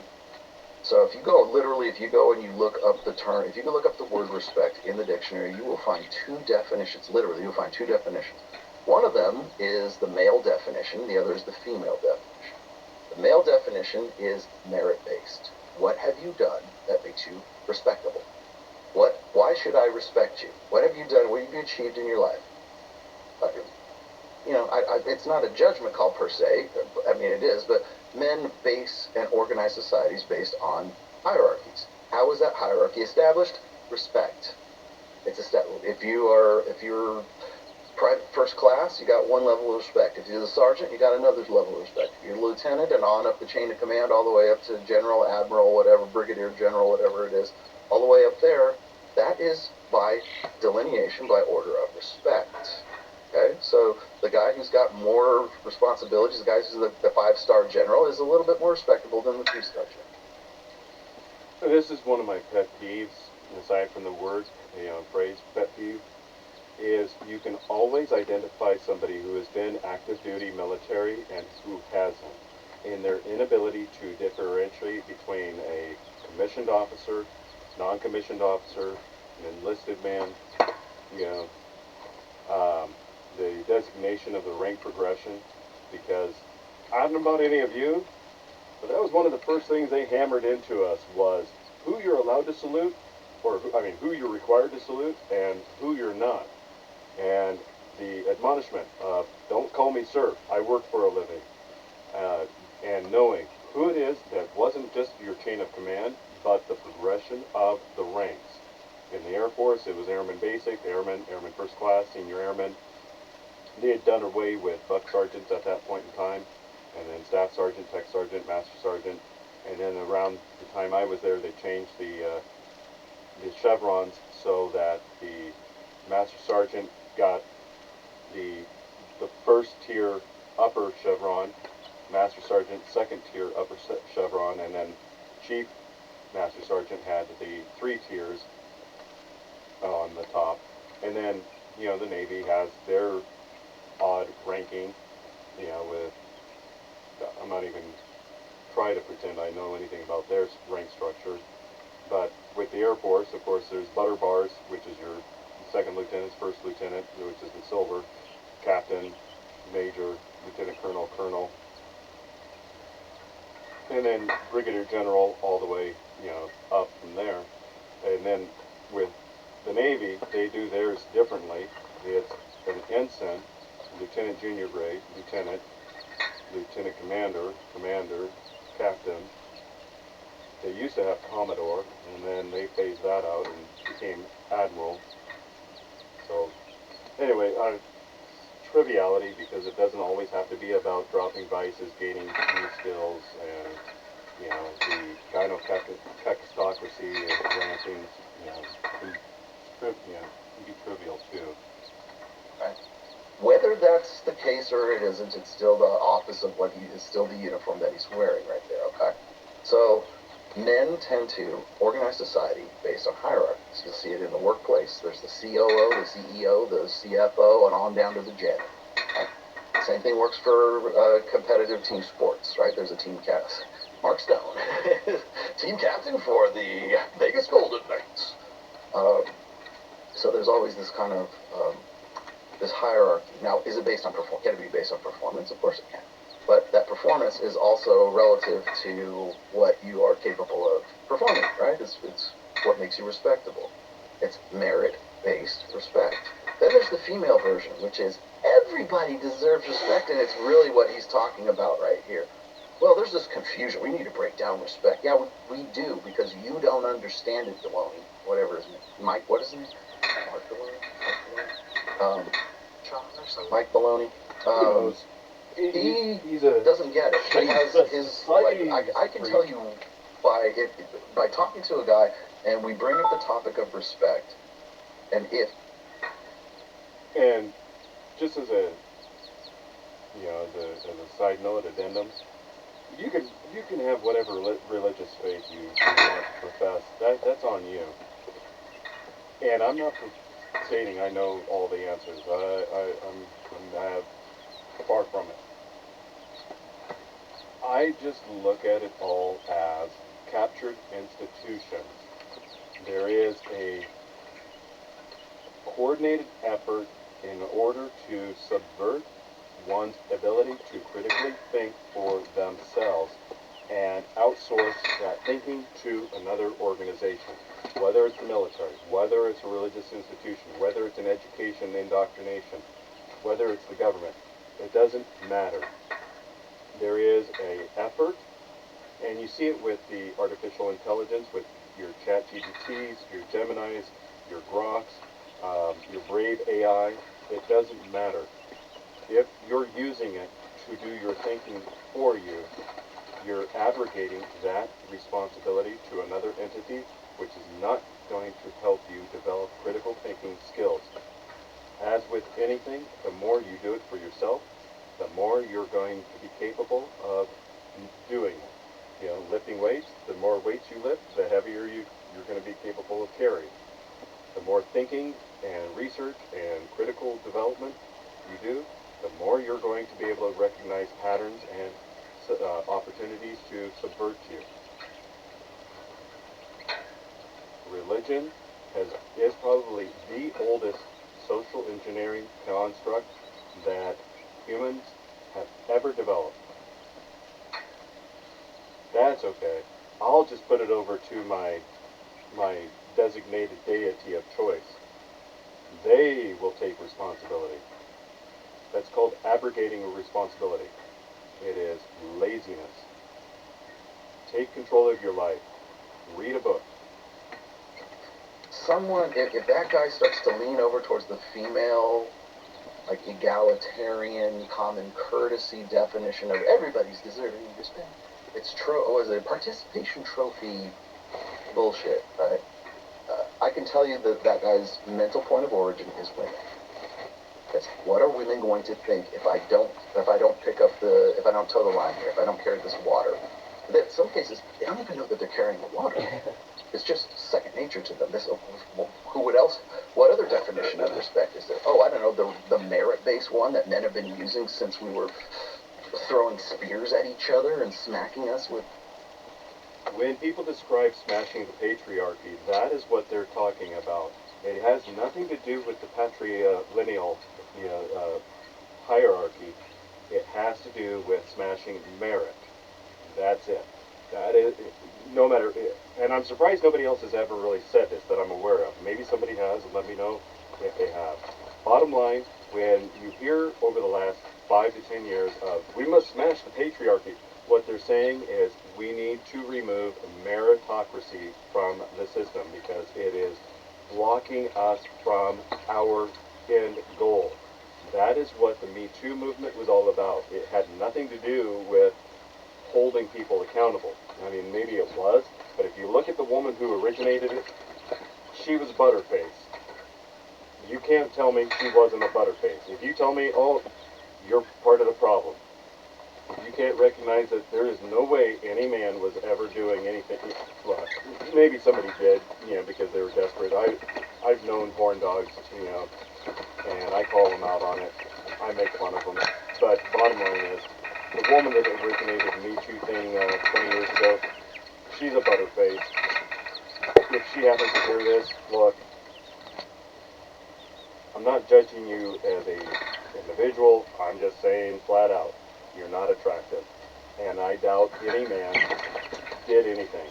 You are the Anita Bryant, I believe her name, to the Clarence Thomas.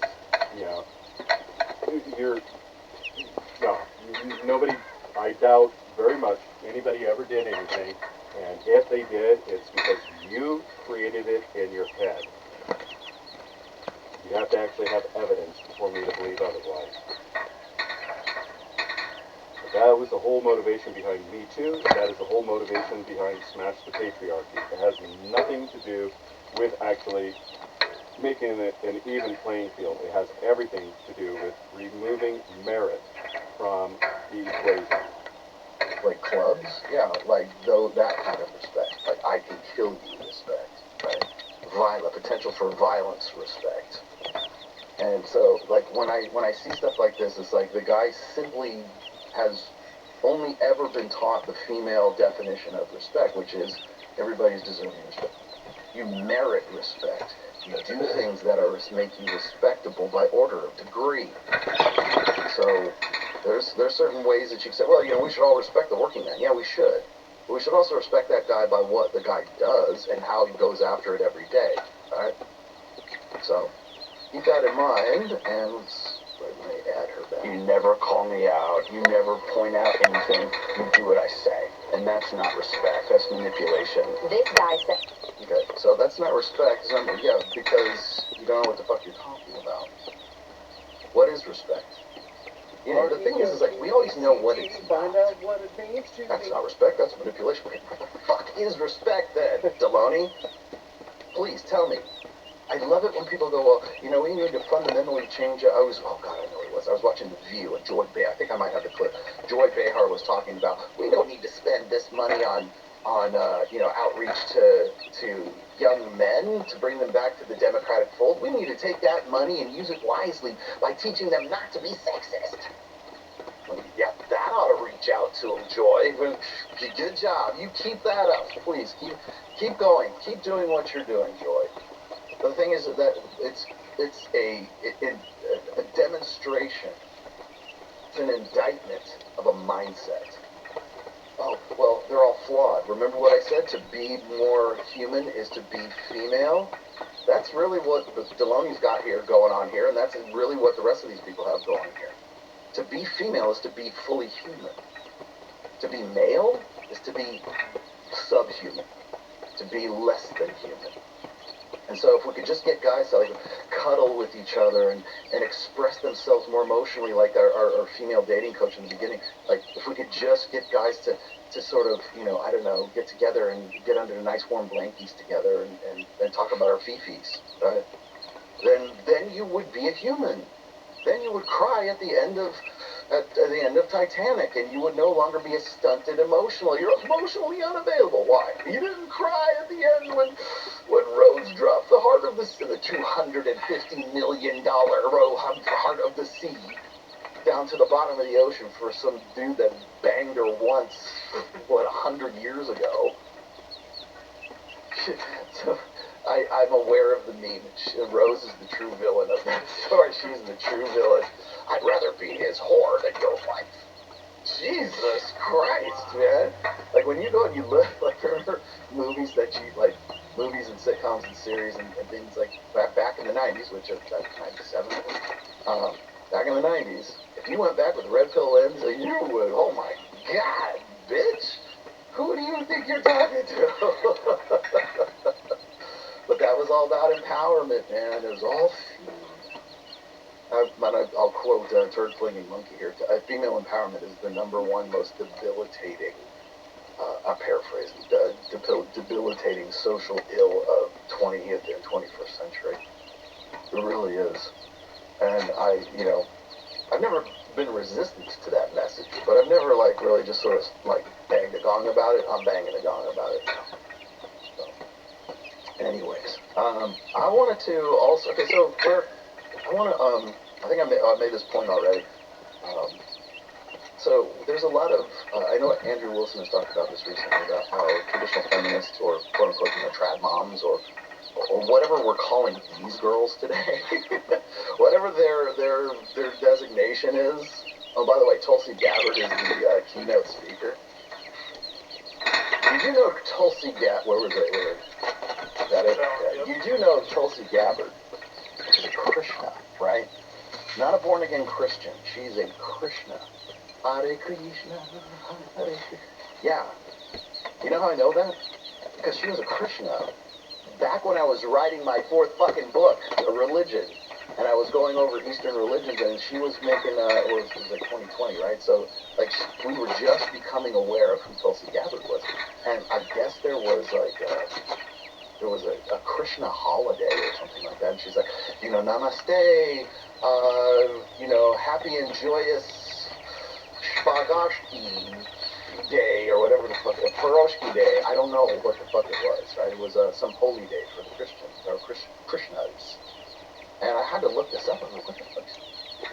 Isn't this like from the 70s? Like, isn't this like the people who are like the bald-headed guys at the airport wearing the big, you know, the MC Hammer clothes? And apparently not. Apparently, Krishna, Hare Krishna, has grown up, I guess. And I was curious because at the time I was writing about religion, I was writing the book, and apparently, there was a really big influx of white Western women into Krishnaism, I guess, Christianism, during that time. And I don't know if that's still the case today, but when I was writing, there was a really big appeal, let's say, for Krishna, who, by the way, Krishna is the holy figure, Mr. Krishna, I don't know, whatever his name is.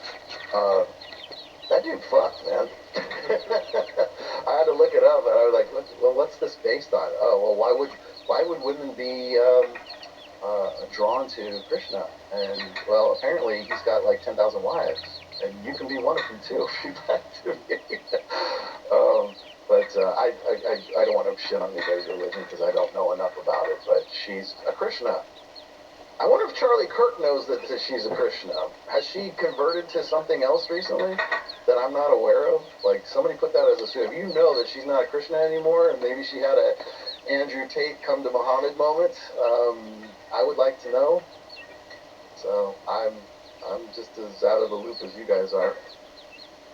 Once you begin to see how words and terms and symbols are used, and the powers that be in this world have set up a world of symbols and emblems and terms and catchphrases. Once you understand how this system works, for the first time, the world opens up to you. All of it is right in front of you. But if you don't understand what the words are and what the words mean, you're never going to figure out how this stuff works. There's a very sinister, frightening, interesting